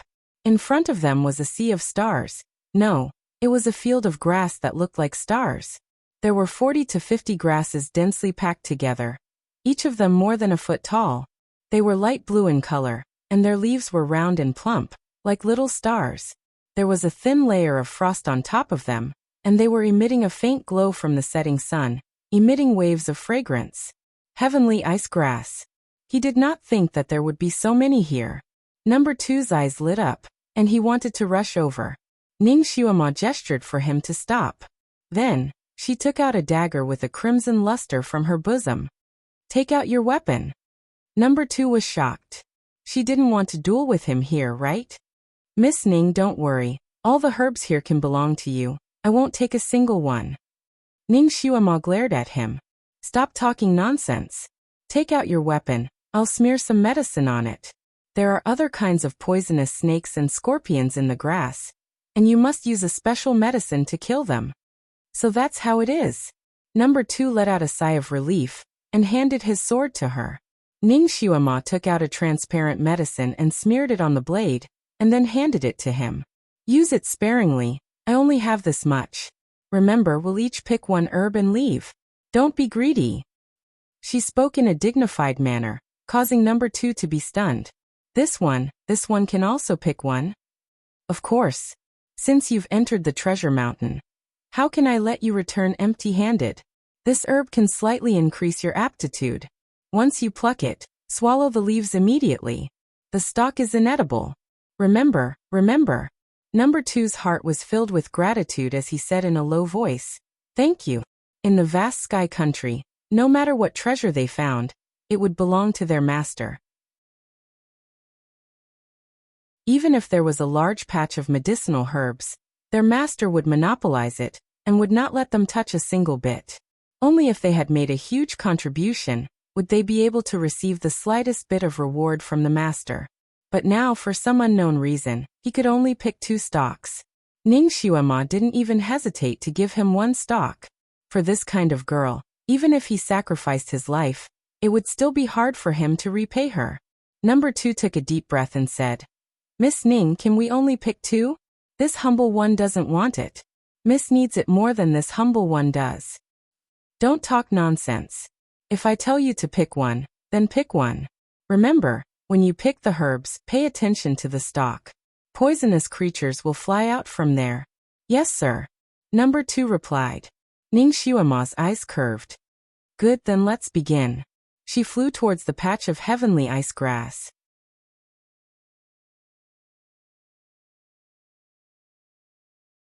Chapter 150. When she was right in front of him, the dagger in her right hand flashed and killed a red snake that flew out from the bushes. Her left hand took the opportunity to grab a stalk of heavenly ice grass. With a flick of her fingers, the star-like leaves of the heavenly ice grass flew into her mouth. She took advantage of the situation and stepped back 3 feet. Number 2 had been paying attention to her movements. He was quick and nimble, so he copied her movements and acted almost at the same time as her. He first killed a scorpion, and then picked the grass to eat. This set of actions was as smooth as moving clouds and flowing water. But after he picked 1 stalk, he suddenly thought that since Miss Ning had treated him so well, he might as well pick another stalk for her as a form of repayment. So he did not retreat, but went to pick the second stalk. Careful. 3 black shadows flew out from the bushes, 2 red and 1 gray, and bit at him like lightning. At the same time, 2 silver lights flashed from behind him, and went straight for 2 of the black shadows. He hurriedly waved his right hand, and the sword in his palm struck down one of the black shadows. The black shadow that was hit by the silver light only paused for a moment before opening its mouth, and spitting out 2 balls of faint purple mist. Number 2 only managed to dodge one of the balls, but was hit by the other one. The stench hit his nose, and his mind went blank. His vision turned black, and his body fell towards the heavenly ice grass. Idiot! Ning Xuema did not have time to catch him, so she could only kick him quickly. Before he could fall to the ground, he kicked him and sent him flying. Number 2 fell into an open space. The rock beneath him was hard, and he groaned as his body curled up slightly. Who told you to pick more? Did you take my words for granted? Even if you want to die, this is not the way to do it. Ning Xiaoma flew back in time. In her anger, she scolded him. Number 2's face turned green, and the blood in his chest was boiling. He also knew that he had caused trouble, so he shrank his neck after being scolded. I'm sorry. His hand was still tightly holding the stalk of heavenly ice grass, and he trembled as he handed it over. This grass was not easy to get. Please eat another one. So he picked the extra one for her. Ning Xiaoma looked at his increasingly green face, and her anger did not dissipate. Idiot! Who asked you to be so nosy? Do you think I wouldn't do it if I could? Are you a pig? Don't you know how to use your brain before doing anything? Bodyguard number 2 had known her for a long time, and had often seen her smiling face, but this was the first time he had seen her so angry. When she was angry, there was a kind of fierce aura that made him shrink his neck back and half lie there like a frightened quail. When he opened his eyes, he saw that Ning Xiaoma had turned around, and was flying towards the heavenly ice grass. He was shocked. Where are you going? Shut up. Be good and stay there. I'll go and find the antidote for you. Number 2. Number 2 had already experienced how dangerous that patch of grass was. Seeing her like this, he almost cried. You don't have to look for it anymore. My lowly life is not worth it. Ning Xiaoma ignored him. After traveling with number 2 for so long, she had already subconsciously treated him as her subordinate. Although her subordinate had made a stupid mistake, she couldn't just watch him lose his life like this. Bodyguard number 2 had been injured by a poisonous mist spat out by a poisonous snake. If he wasn't rescued in time, bodyguard number 2 would be finished in less than an hour. The only antidote for this poison was the snake's gallbladder. That snake had already been injured by her silver needle, and now it had already slithered back into the grass. She had to find it again.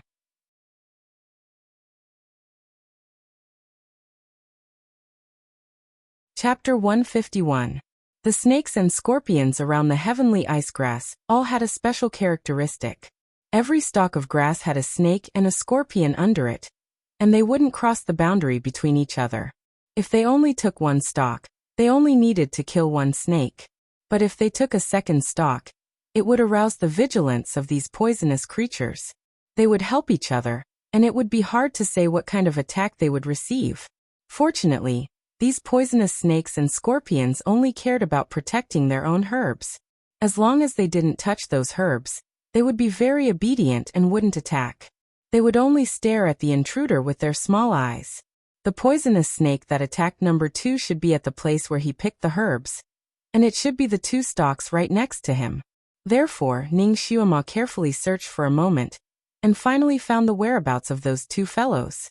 Her silver needles were still stuck in their bodies. She couldn't touch the herbs they were hiding in, or else it would attract the attacks of the surrounding poisonous creatures. She only flicked out 2 more anesthetic needles. After a moment, she finally came back with the 2 fainted poisonous snakes. Although it was one of the snakes that attacked number 2, these 2 fellows looked exactly the same. Ning Xiaoma couldn't figure out which one was the culprit, so she simply brought them both back. In just a moment, number 2 was already foaming at the mouth, and his face was as green as grass. He slightly opened his eyes and forced himself not to faint. When he saw that Ning Xiaoma had returned safely, he let out a sigh of relief. His eyes rolled back, and he fainted. He was woken up by the bitter taste. It was as if he had swallowed 2 caddies of Chinese gold thread. It was so bitter that his tongue was almost numb. He subconsciously wanted to vomit, but a finger touched his lips. Try it if you dare. Swallow it. The lass wasn't big, but her aura wasn't small. Number 2 steeled his heart, and forced his neck to swallow the gallbladder in his mouth.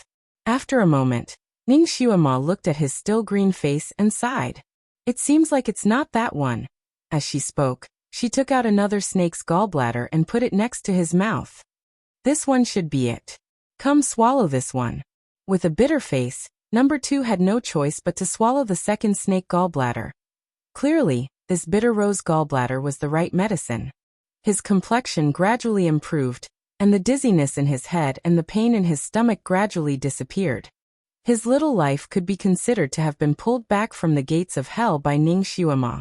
He had already obtained the medicinal herbs, but there were many poisonous insects here, so he couldn't stay for long.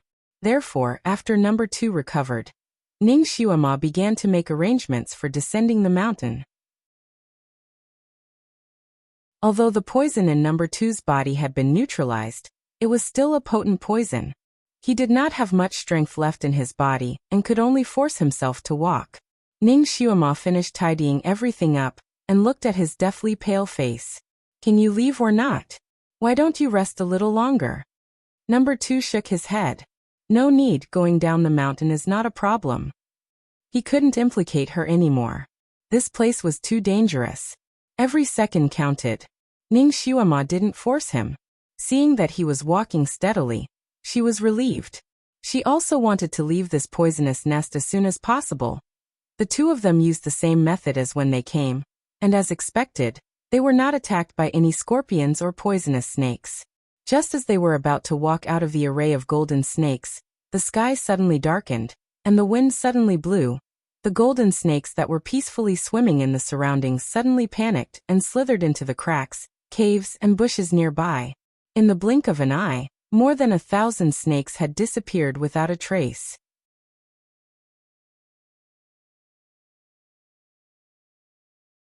Chapter 152. Ning Xiuema was speechless. She raised her head instinctively and saw a large patch of dark clouds flying towards them. No, they were not dark clouds. They were flying birds. Eagles. But wasn't this eagle a little too big? There were more than 10 of them, and they covered half the sky. Under the moonlight, their silhouettes could be vaguely seen. They had golden eyes and black feathers. Each of them was the size of a small house. When they spread their wings, they looked like gliders as they flew straight towards them. Number 2 also saw the appearance of those eagles and his expression changed drastically. He cried out, "Golden-eyed eagles! They are level 8 magic birds from the 9th peak. Heavens, they actually came here. Level 8 magic birds." Ning Xiuema was speechless.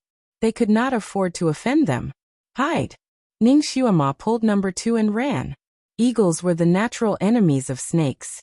Naturally, they were coming for these golden snakes. However, if they saw the two of them standing here alive, they would definitely eat them as snacks. There was a small cave not far away. They would hide there first. Since it was a matter of life and death, the two of them were extraordinarily fast. Finally, they entered the cave before the eagles arrived. The cave was not big, but it was deep enough for the two of them to hide in. The eagles outside were too big to even stretch their beaks into the cave. There was a howling wind outside, mixed with the eagles' cry. The ground beneath their feet trembled. It was obvious that the eagles had landed on the peak. Then there was the sound of rocks rolling and the hissing of snakes. It was obvious that the golden snakes that did not hide well enough were forced to fight with the eagles. Ning Xiuema hid at the entrance of the cave and stealthily looked outside. What she saw made her suck in a breath of cold air. These eagles knew how to use the freezing spell. They opened their mouths and spat out a gust of cold wind. It froze the snakes hiding in the crevices of the rocks, making them unable to move. Then they used their sharp beaks to peck at the crevices of the rocks. The hard rocks were instantly crushed into powder, and the golden snakes hidden inside were pulled out. The captured golden snakes were naturally unwilling to die like this. However, their bodies were stiff and they could not use the binding spell to strangle the eagles' necks. The eagles were not afraid of the poison they spat out, so they could only open their mouths and bite. These falcons were clearly experts at catching snakes.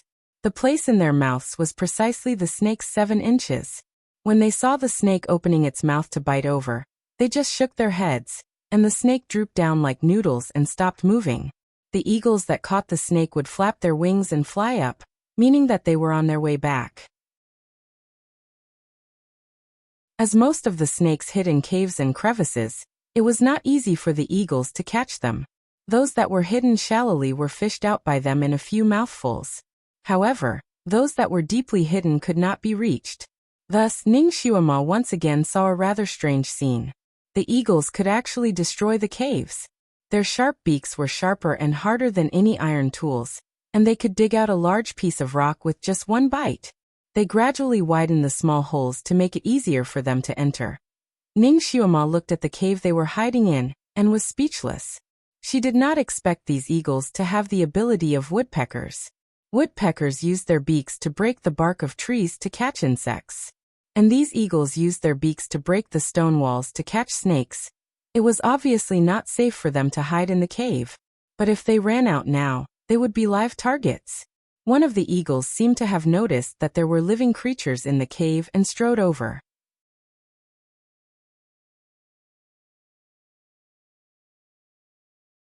Chapter 153.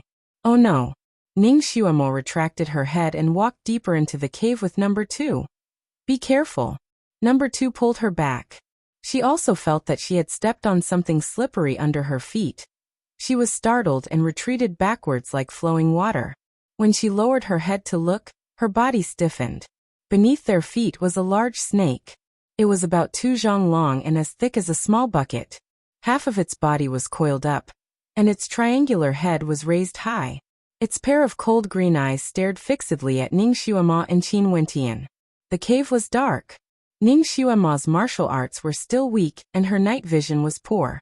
At first, she couldn't see the inside of the cave clearly. Just now, she had almost stepped on the snake's tail. Ning Xiaoma knew that this kind of snake had a bad temper, and its attack power was very strong. Ning Xiaoma and number 2's body emitted a large amount of heat because of their running just now. At this moment, their body odor was different from the snake's. Logically speaking, this snake would explode and hurt people. However, they didn't expect that the snake would only use its pair of green eyes to look at them threateningly for a moment. Its body shrunk inwards and it closed its eyes again. The cave returned to darkness. A large bird's beak reached in from outside. A tongue stuck out from the beak and desperately swiped into the depths of the cave. Ning Xiaoma and number 2 held their breath and tried their best to stick their bodies to the cave wall. Fortunately, the cave was deep enough and the bird's tongue couldn't reach them. However, looking at the bright red tongue not far in front of them, Ning Xiaoma felt the hair on her back stand up. This bird's tongue could actually reach so deep. The birds in this world were all so mutated. The bird's tongue reached into the cave for a moment, and then retracted back. Before Ning Xiaoma could breathe a sigh of relief, the sound of the bird's beak pecking on the rocks came from outside. Amidst the rumbling, large rocks fell to the ground. The narrow cave entrance outside was also expanding at a speed visible to the naked eye. Oh no! It seemed that the bird had already discovered that there were snakes or other food in the cave. Ning Xiaoma and number 2 had already retreated to the deepest part of the cave. At this speed, they would be swept out by the bird's beak in less than 15 minutes. They couldn't just sit and wait for death. Every now and then the bird would stick its tongue in and try a circle. Ning Xiaoma quickly smeared different strong poisons on her and number 2's weapons. Taking advantage of the time when the bird's tongue came in to probe again, she leaped up and stabbed each of them once. Chi-chi. The 2 swords pierced into the tongue, and blood splashed out. The bird let out a shrill cry and retracted its tongue at lightning speed. If the 2 of them had not withdrawn their swords quickly enough, they would have been dragged out by the tongue as well. From outside came the long cry of the falcon and the sound of its hooting. It was obvious that the falcon was in pain.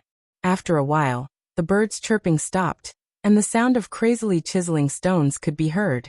It was obvious that the bird was angry. The speed at which he chiseled the stone was much faster than before. The poison didn't work. That's right, this bird eats poisonous things every day, so it has a strong resistance to poison. The plan of using poison to kill it has failed once again. Moreover, this bird had learned its lesson after suffering the first time.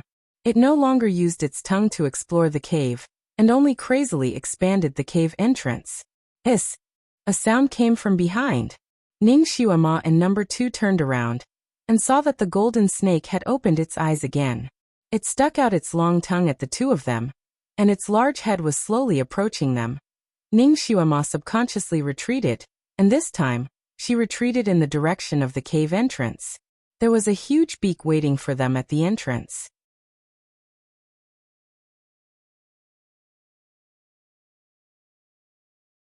Chapter 154. Ning Xuema's heart skipped a beat. Was this snake trying to force them out and make them scapegoats? These birds would fly away as soon as they caught food. If they were forced out and became the birds' food, then the snake would be safe. How could a snake be so cunning? Since that was the case, Ning Xuema and number 2 glanced at each other. Then one from the left and one from the right, they attacked the snake. This snake was ferocious and venomous. Once bitten by it, it would be over. Fortunately, when Ning Xuema came, she already knew the snake's temperament and taboo. She brought along many things that could restrain it. If it was under normal circumstances, number 2 would be able to deal with this huge snake. However, he had just been cured of the venom and did not have much strength left. He could not even use 20% of his strength. On the other hand, Ning Xuema was small and did not have much strength. Now that the two of them worked together, they could barely suppress the golden snake. The two of them spent a tremendous amount of effort before finally killing the snake. Then they worked together to push the snake's corpse outwards. The huge bird's beak came in and grabbed the snake's corpse before dragging it out. We finally escaped this calamity. Number 2 was still in shock as he let out a long sigh. Before he could finish his sentence, the sound of stone being chiseled could be heard again. F***ck, it can't be. With a scapegoat, why would it not let the two of them go? In the blink of an eye, the hole had been opened to a large enough size for the bird to drill its entire head in. Its huge beak was like lightning as it stabbed towards the two of them. At this moment, the two of them had nowhere to retreat. Ning Xuema was just outside the perimeter, and the direction of the bird's beak was heading towards Ning Xuema's chest. Ning Xuema steeled her heart, and wanted to use her sword to block it. However, unexpectedly, her shoulder tightened and she could not help but spin in a circle. The two of them had switched positions, and number 2 was standing where she was just now. The bird's beak stabbed him and he was dragged outwards. "Miss Ning, take care." These were the last words that number 2 said to her. He wanted to use his own life to fight for Ning Xuema's survival. Ning Xuema's mind exploded. Seeing that number 2's body was about to be dragged out of the cave, she flew up and slashed her sword towards the huge beak. Sparks flew in all directions as Ning Xuema's dagger left a white mark on the bird's beak. The bird was in so much pain that it trembled. With a swoosh, the huge bird retreated from the cave. And because Ning Xuema couldn't withdraw her sword in time, she was brought out by it. Unfortunately, her clothes were hanging on the feathers near the bird's head. At this moment, his entire body was hanging on the bird's head, swinging back and forth.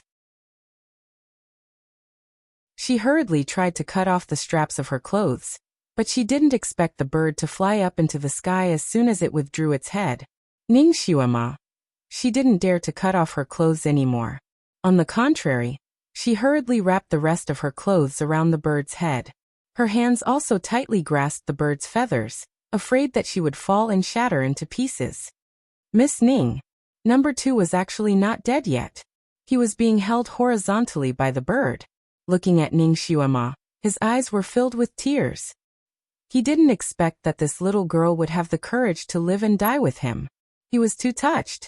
"Ning Xuema. She really didn't mean to cause this situation. Don't move," she shouted in a low voice, stopping number 2's subconscious struggle. Looking at the bird, it didn't seem like it had any intention of killing him. Otherwise, it would have swallowed number 2 alive long ago. Even if he struggled to escape from the bird's beak, he would still be smashed into pieces. It was better to deal with the situation by remaining unchanged.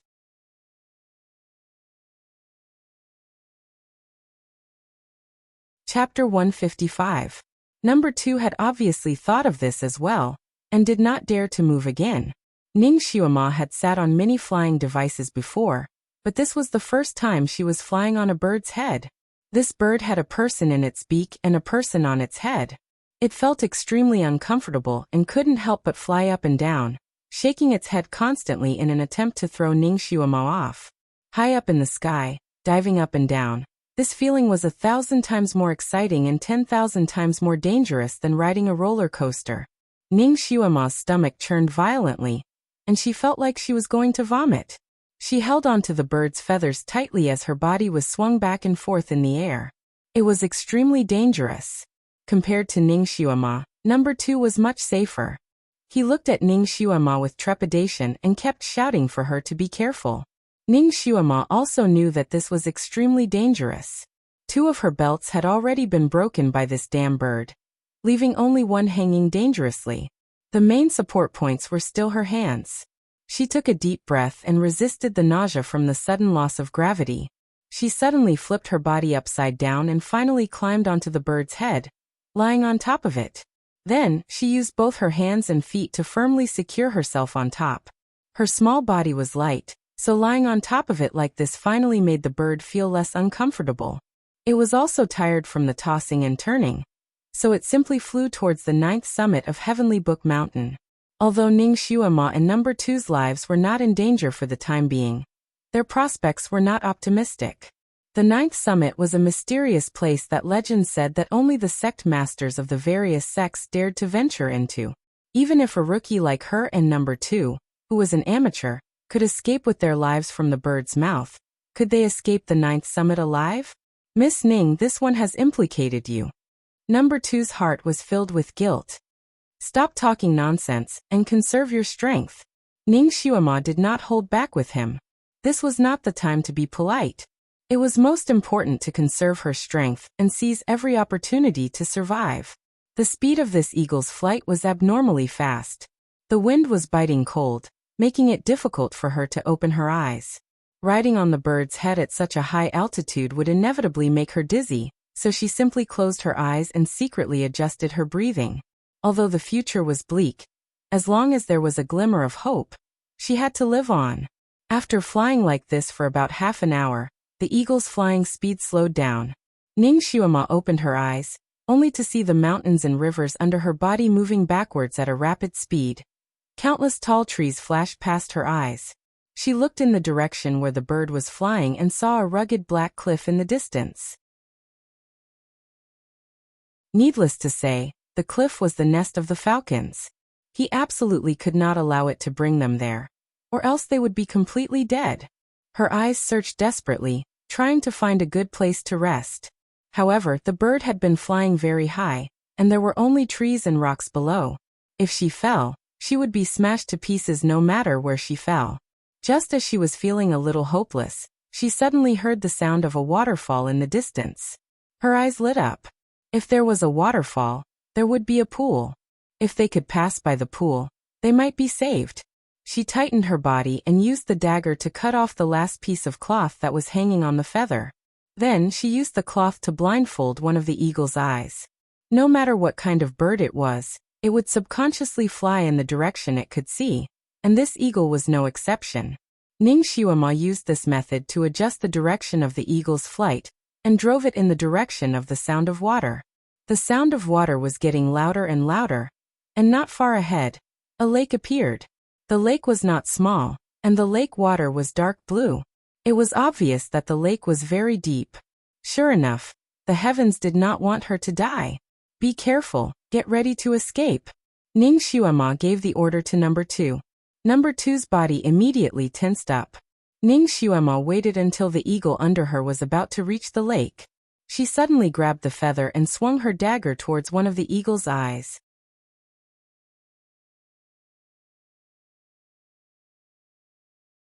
Chapter 156.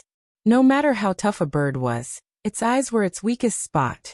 Blood splattered everywhere, and the bird cried out in pain. Number 2 fell from its beak and fell into the lake like a meteor. Ning Xuema didn't hesitate either. After she succeeded, she immediately jumped down from the bird's head and swooped down. There were 2 loud bangs, and 2 huge waves splashed on the surface of the lake. The 2 of them fell heavily into the lake. Although the hawk flew a little lower under Ning Xuema's control, it was still about 100 meters high. Falling from such a high place, even if they fell into the water, the impact would still be fatal. Although Ning Xuema adjusted herself in the air to the diving position of a diver, she still felt dizzy when she fell into the water. She couldn't help but fall to the bottom of the lake. Fortunately, the bottom of the lake was deep enough. Ning Xuema couldn't see the bottom even after diving for more than 10 meters. When she finally got rid of the dizziness and struggled to float to the surface, it was already half a minute later. She had just floated to the surface, and didn't have time to take a breath. Suddenly, a strong wind blew above her head. A shadow covered her head, and a pair of sharp claws scratched at her head. "Xiuema!" She heard a loud shout. A figure pounced on her and pressed her into the water. Splash! The pressure on Ning Xiuema's head was suddenly relieved. She raised her head and saw number 2's body being lifted into the air by a huge bird's claw. Number 2. Ning Xiuema popped her head out of the water and shouted. But she could only watch as he was carried into the sky. "My name is Stone. Xiuema, I'm happy to have met you in this life. It's worth dying. In my next life, I only want to be your bodyguard." Number 2's waist had already been scratched by the hawk's claws. His internal organs had been ruptured. He knew that he had no chance of survival this time. Rather than being brought back to the nest and eaten by the bird, it was better to kill himself. This would also cut off Ning Xiuema's idea of rescuing him. Therefore, he forced himself to finish his words. The sword in his hand that he had been holding tightly pressed against his neck. Blood spurted out, and his life was cut off. Blood trickled down from the sky like a small stream, falling into the water and stirring up circles of ripples as it flowed into the distance. A few drops of blood dripped onto Ning Xiuema's face, which was still warm. She touched it and watched the blood drop from her fingertips. She closed her eyes slightly. She knew that he was dead. In the end, she didn't save him. Instead, he saved her twice. He was her first companion who had gone through life and death with her in this world. She didn't expect him to die here. She didn't even know the real name of number 2, who had a baby face and was always sullen. She knew that in order to train a group of personal bodyguards, some princes would have a special training camp. The children in the training camp were all abducted from a young age. They didn't know where they came from. They didn't know where they came from. They didn't even know their own names. Their daily task was to learn, and kill. After rounds of cruel elimination, most of the children died in the process. The most outstanding ones survived and became the bodyguards of the princes. Their only purpose in life was to loyally protect their masters. They were the sharpest sword in the hands of the princes, the strongest shield. They didn't have names, only code names. Number 2 was undoubtedly the most outstanding of them all.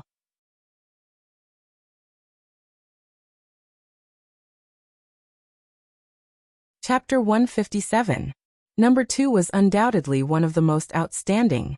He barely remembered his own nickname, but he had never told anyone about it.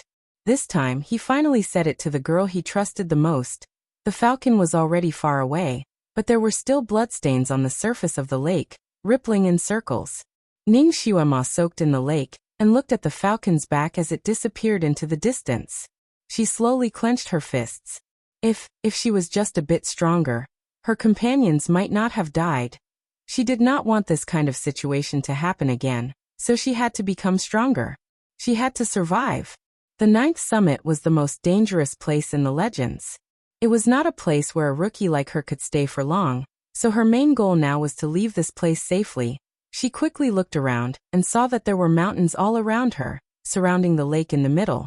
The terrain was similar to the Heaven Lake in Changbai Mountain. Could this lake be the crater of a volcano?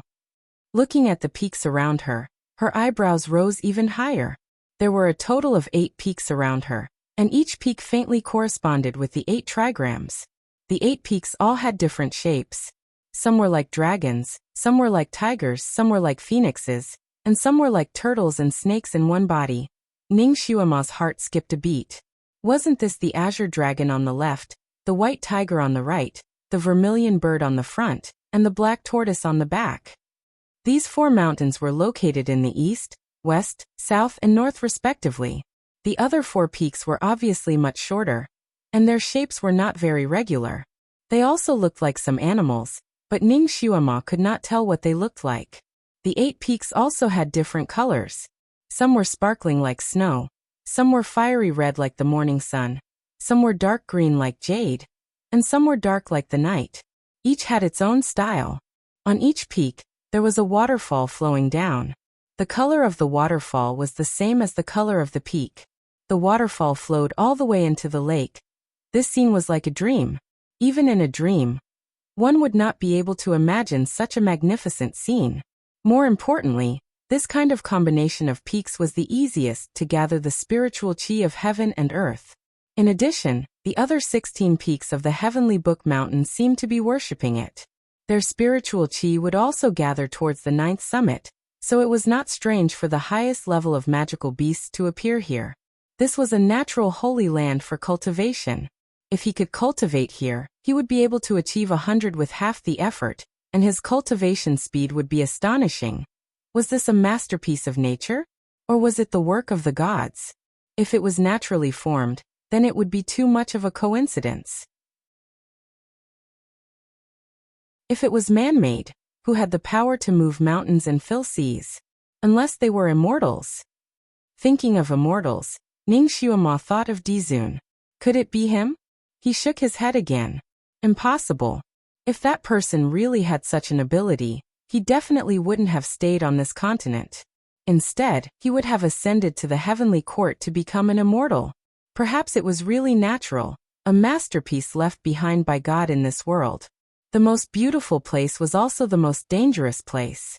Ning Xuema was not in the mood to enjoy the beautiful scenery. She had to leave the lake first, climb up a mountain, and then find a way down. She was floating in the middle of the lake. She looked at the mountains around her. Since this place coincided with the 8 trigrams, she decided to try the gate of life. She chose a direction and swam towards the shore. At this time, it was already night time. It was exactly the 15th night. The moon in the sky was as big as a silver plate, reflecting the lake's sparkling waves, as if the lake was filled with pearls. The moonlight was as light as a thin veil, gently rippling along with the lake.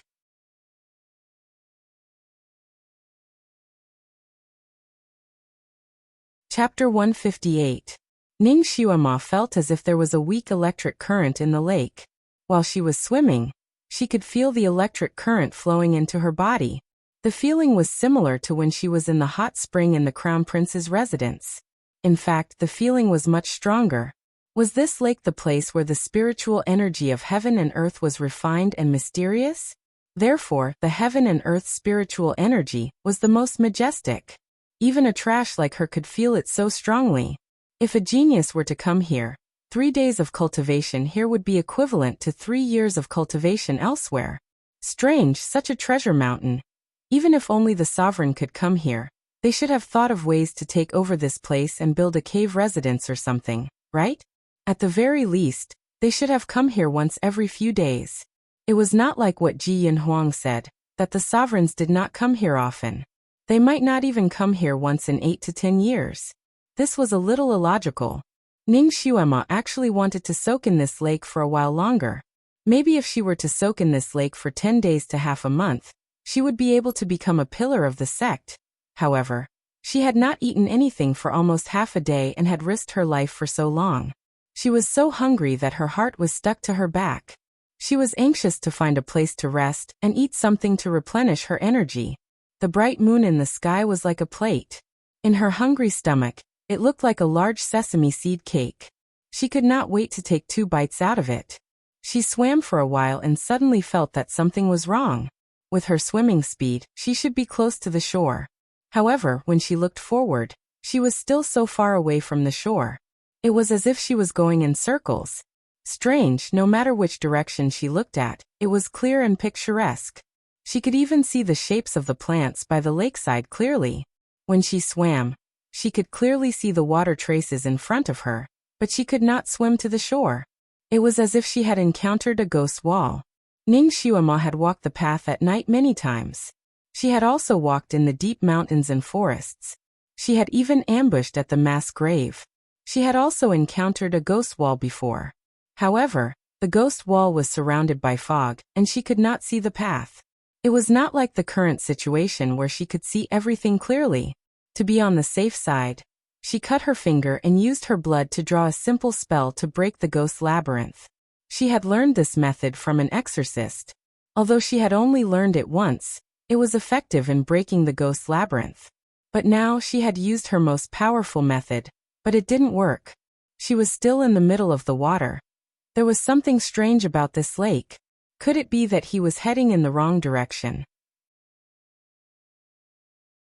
She tried to swim in a different direction. She chose to swim in the opposite direction. Unexpectedly, after swimming for less than a meter, the lake water, which had been as calm as a mirror, suddenly started to boil. It formed a huge whirlpool in front of and behind her, and the waves were trying to pull her into the whirlpool. Damn it, the lake was so deep. If she really got sucked in, she would be done for. She hurriedly struggled to get away from the vortex. She was an excellent swimmer. Even in such a turbulent current, she could rely on her own strength to break free from the whirlpool's whirlpool and stay away from it. However, it was strange. As long as she swam forward, there would definitely be a huge whirlpool in front of her. Moreover, the whirlpools were bigger and stronger than the previous one. There were a few times when she almost got sucked in. When she looked back, the place where the whirlpool had appeared was calm. The whirlpool had disappeared without a trace. It was no different from before.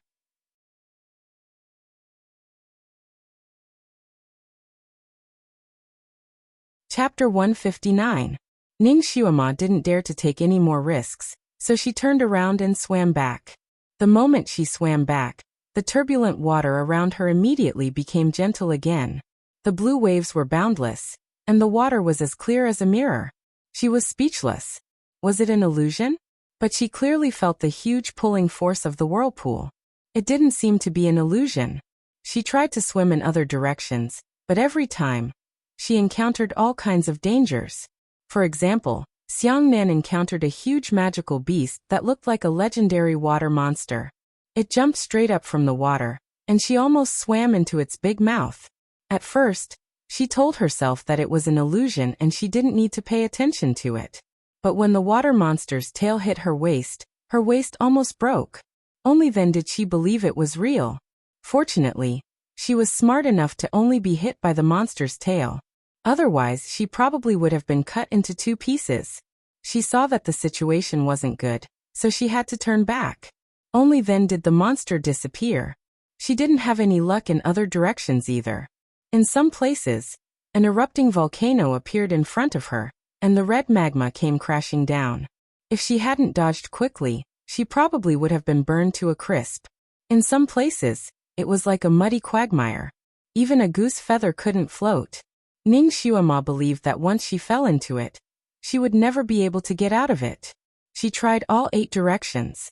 Except for the life gate that she chose at the beginning, the other directions were all dead ends. Ning Xuema looked at the shore in front of her. It wasn't far, but she couldn't swim to the shore. Her heart turned cold. Could it be that she was destined to drown in this strange lake? Coo. Suddenly, a bird's cry came from the sky. Ning Xuema looked up and saw a big bird with a human head and an eagle's body flying straight toward her. Obviously, it wanted to catch her and use her as food. Ning Xuema originally wanted to submerge herself into the water to avoid it, but an idea came to her mind. She slightly twisted her body and waited for the big bird's claw to grab her. The ribbon in her hand flew out and wrapped around the big bird's claw, abruptly tightening. The big bird was shocked. Ning Xuema had already used the force of the pull to fly up and grab onto one of the big bird's legs. The big bird soared into the air. It was obviously a clever one, and it immediately used its other claw to scratch.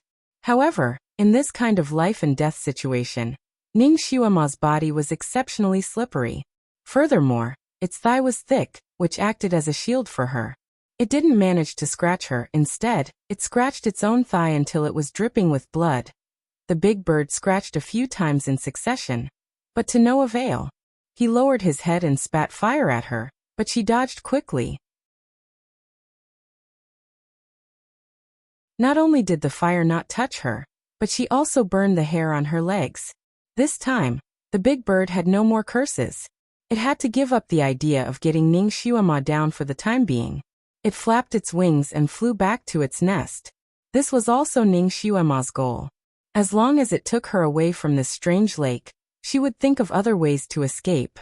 Unexpectedly, the big bird seemed to have encountered a ghost in the air. It was obviously flying forward, but below it was the lake. It couldn't fly out of the range of the lake. After flying for a while, the bird seemed to have panicked. It started to fly around like a headless fly. Ning Xuema hugged its thigh and looked around. The scenery didn't change, But the big bird seemed to have encountered something that terrified it to the extreme. Its body started to tremble, and it started to struggle violently. On its wings, body, and claws, there were wounds. Those wounds were of different shapes.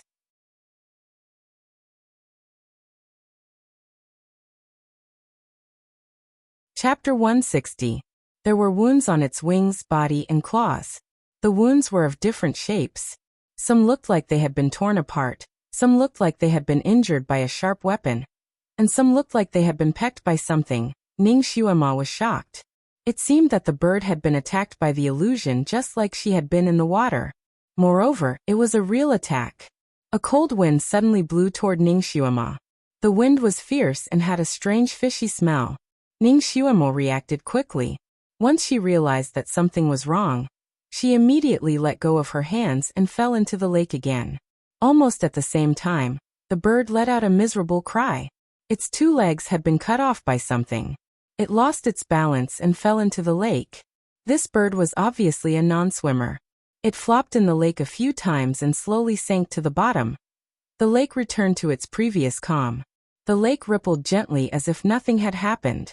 Ning Xuema had goosebumps all over her body.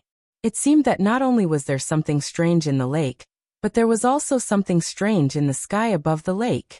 Looking at this large body of water, it didn't seem like there were any traps. Could it be the legendary divine restriction? She couldn't be so unlucky, right? She looked around blankly in the water, feeling as if there was no road to heaven and no door to hell. If she had known this would happen, she would have agreed to the old emperor's proposal and become his beast concubine. It would have been better than suffering in this place. This dispirited thought only flashed through her mind. She clenched her teeth and pulled herself together. Her personality was not to give up easily until the last moment. Other people wouldn't give up until they reached the Yellow River, but she wouldn't give up until she reached the Yellow River. Unless she took her last breath, she would crash her way out even if she had to. She didn't believe that this was a hopeless situation without a chance of survival. Perhaps the chance of survival was not far away. She would be able to see it if she tried harder. She took a deep breath. Since it was useless no matter where she swam, she might as well float on the spot and recover her strength. The surrounding water rippled slightly, and countless weak electric currents flowed into her body from the major acupoints all over her body. This electric current was different from the internal energy that she cultivated. Wherever it went, it was as if there were green vines wriggling around, blooming brightly all the way. It made her feel as if her entire body had become a few kilograms lighter. When the electric current once again approached her dantian, it paused for a moment before disappearing without a trace. Ning Xuema. Other people's dantian was used to store psychokinesis, but her dantian seemed to be used to devour psychokinesis. As long as she cultivated a little bit of psychokinesis, as long as she passed by this place, it would immediately be devoured clean. Could it be that there was a monster in her dantian that ate psychokinesis? Ning Xuema tried her best to use her inner vision to see the situation in her dantian, but all she could see was a vast expanse of white fog. What the hell? Ning Xuema knew what other people would see when they used their inner vision to look at their dantian. As long as they cultivated psychokinesis, they would be able to see their own crystal pillar-like spiritual roots. The higher the spiritual roots, the stronger the psychokinesis. However, she couldn't even see a single spiritual leaf, let alone a spiritual root. After being tormented for so long, she was even hungrier and her stomach was burning. She raised her head and suddenly saw that the huge bird that had sunk earlier had floated up again. It was half floating and half sinking not far away from her. She swam over and took out her dagger.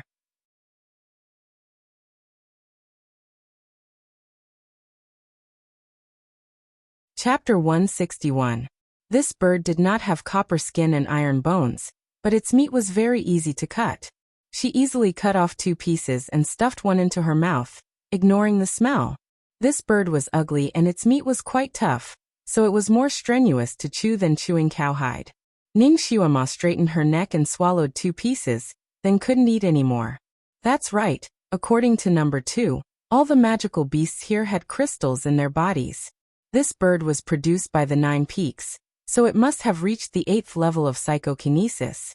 There might be a top-grade crystal in its body. If she could survive and bring the crystal back, it would be a very cool thing to do, and it would not be a waste of her trip here. She immediately began to dissect the big bird. Fortunately, she had seen the process of number 2 retrieving the crystal, so she knew where the crystals were usually hidden. So after half an hour, she finally took out a transparent red crystal that looked like a deer's antler from the strange bird's sternum.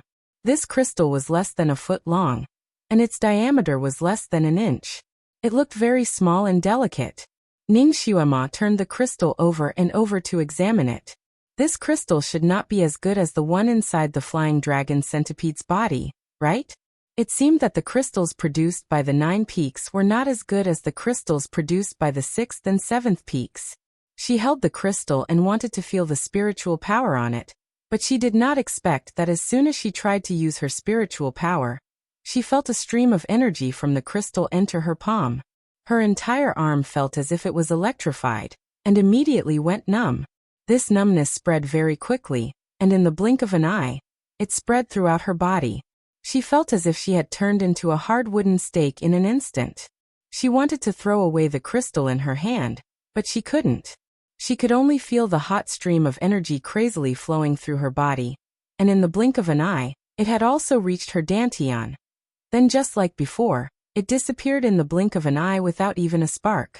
At the same time that the stream of energy disappeared, Ning Xuema also regained consciousness. She opened her eyes and found that she had sunk more than 2 meters into the water, like an iron dummy. She quickly moved her limbs and floated up again. Strangely, although the hot stream of energy that the red crystal brought to her was uncomfortable, after the stream of energy disappeared, she actually felt comfortable again. The internal energy in her dantian had an obvious trend of growth.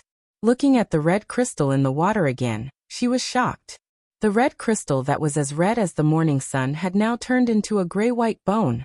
It was as if all the nourishment and spiritual energy had been sucked clean by her. This scene was a bit strange. Ning Xuema threw away the bone and looked at her hand. Her hands were flushed red, and her fingers were long and slender. She seemed to be a lot more moisturized than before. The calluses on his palms had also faded to the point where they were almost invisible. Ning Xuema was stunned for a moment. Could it be that this hand of hers had the legendary star-sucking great technique? She shook her head. She didn't want to think about these minor issues anymore. She had to find a way out first. He had to find a way out first. She carefully looked around and suddenly realized that her eyesight seemed to have improved. Previously, she could only vaguely see the branches of the big trees by the shore. Now she could actually see the direction of the top leaves. Since there was a restriction above the lake, it proved that the restriction wasn't placed in the lake, but in the surroundings. Ning Xuema's gaze landed on the surrounding mountain peaks again. Suddenly, she realized that the 4 mountains that resembled divine beasts seemed to have changed a little. Strange, the mountains could also move. She stared at the 8 mountains for a long time, and finally realized that the 8 mountains and the lake in the middle were actually moving slowly.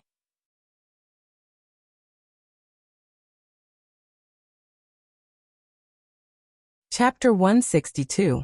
Along with their rotation, their shapes were also changing. The white tiger's body was gradually elongating and had the tendency to turn into an azure dragon. Her heart suddenly moved. Could this be a 9-star 8 trigrams array? The more she looked at it, the more it looked like it, and the more surprised she was.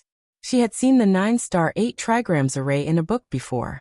It had an unpredictable mechanism. If she had the materials, she could also set it up. However, this kind of array was set up with stones and trees. It would also be set up on a large turntable to correspond to the 9 planets in the sky. Because the conditions for setting up this kind of array were too harsh, Ning Xuema only knew how to set it up on paper. She had never set it up before. She did not expect to see it here. Moreover, it was set up with mountain peaks. Making the surrounding mountains rotate was simply unimaginable. The things in this world really couldn't be judged with common sense. Ning Xuema sighed in her heart. Since she had already seen through the array, she naturally knew how to break it. She followed the method of breaking the array in the water. She swam 1 meter forward, half a meter backward, 1 foot diagonally, and 3 feet horizontally. She kept changing her direction in the water, and sure enough, the illusion she saw before did not appear again. 2 hours later, her eyes suddenly lit up. The scenery around her had completely changed. The lake was still the same lake. There was no change, but the scenery around the lake was completely different. The original Divine Beast Mountain had disappeared without a trace, and was replaced by a mountain peak that pierced through the clouds. It was like a graceful beauty standing tall in all directions. The entire mountain peak was covered with ice and snow. Under the moonlight, it was crystal clear white. On the 2 sides of the mountain peak, there were 2 waterfalls that flowed down like pearls and splashed jade all the way into the lake. On the 2 sides of the mountain peak, there were small mountains that looked like children under the seat of a fairy. Between the mountain peaks, there were wisps of white clouds. The clouds covered the sky, making it look like a dream.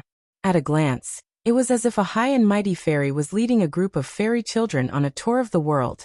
Ning Xuema stared at the highest mountain peak. The mountain peak was completely white without a trace of other colors. She vaguely felt that this mountain seemed familiar, as if she had seen it somewhere before. After staring at it for a long time, he suddenly realized that this mountain didn't look like a beauty, but rather like the ancestor. The mountains were like his oversized white robe, and the glaciers that hung from the peaks were like his long hair. The ancestor's hair was as black as ink, but if this mountain had hair, it was as white as snow. Apart from this difference, the mountain's topography was very similar to that of the venerable emperor. Could it be that the ancestor had dressed himself up in imitation of this peak? Yes, that's possible. Super awesome people usually have super awesome ways to act cool. At this time, she had already climbed up to the shore. The green grass on the shore was like a carpet. Sitting on it was like sitting on a soft sofa, very comfortable. Tired, she was really tired. She was so tired that all the bones in her body felt like they were about to fall apart. She didn't dare to lie down, afraid that she wouldn't be able to get up again once she lay down. Because there was no one to protect her, and she was in such a dangerous place. She didn't dare to enter a meditative state.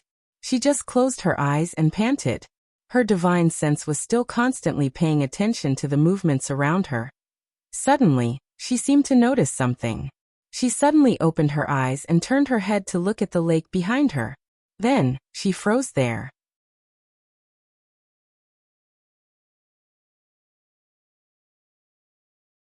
Chapter 163. There was a strange platform in the middle of the lake that was empty just a moment ago. The platform was stacked on top of each other, as if it was formed by pieces of green leaves. It was the size of a square table, and it shone under the moonlight. However, this was not what shocked Ning Xuema the most. What stunned her the most was that there was a child sitting on the platform. It was a child that looked like it was carved out of fine jade. The child looked to be about 2 years old. He had slightly closed eyes, a tall nose, light pink lips, and a cinnabar mole that looked like a flower bud between his eyebrows. He was only wearing a light silver tutu, revealing his fair arms and legs. He was meditating with his eyes closed. His snow-white hair was draped over his body like a curtain, and it shone with a silver luster under the moonlight. The platform was in the middle of the lake, and the moonlight shone on him. The surroundings were hazy like a veil. In the half-lit landscape, only his figure was so distinct. The moonlight generously created a circle of faint silver light around him, as if he was enveloped in a layer of Buddha's light. Immortal? Monster?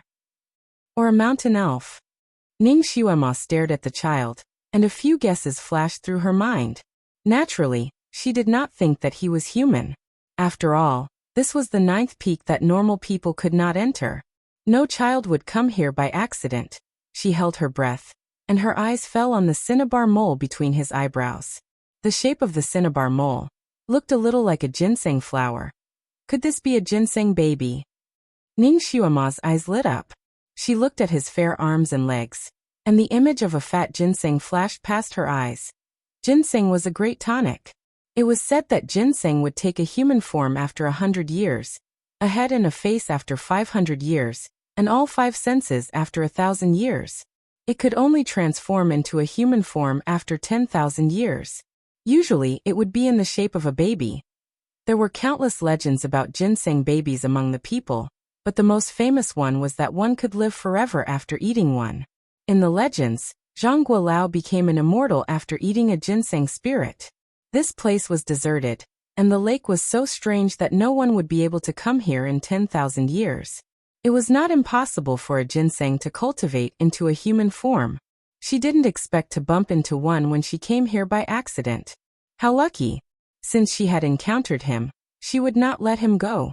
Maybe if she ate this ginseng baby, her power would increase greatly and she would become a genius beauty. She would be able to do whatever she wanted on this continent. More importantly, after her cultivation had greatly increased, she was more confident that she could break out of this mountain peak. She secretly took a deep breath and looked at the things she had brought with her.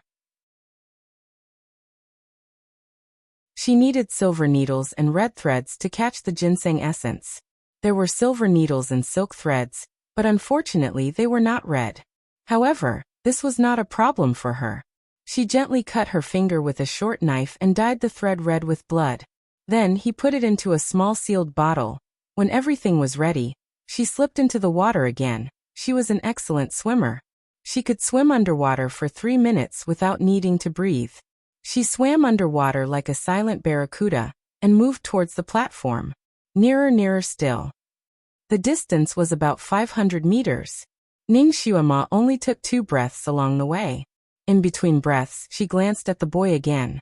The boy was still meditating, oblivious to the approaching danger. When she was close to the green platform, Ning Xuema slowed down.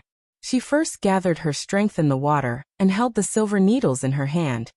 You're tuning in to the Earbook Haven YouTube channel. Don't forget to subscribe and join us on this journey to catch the most captivating stories.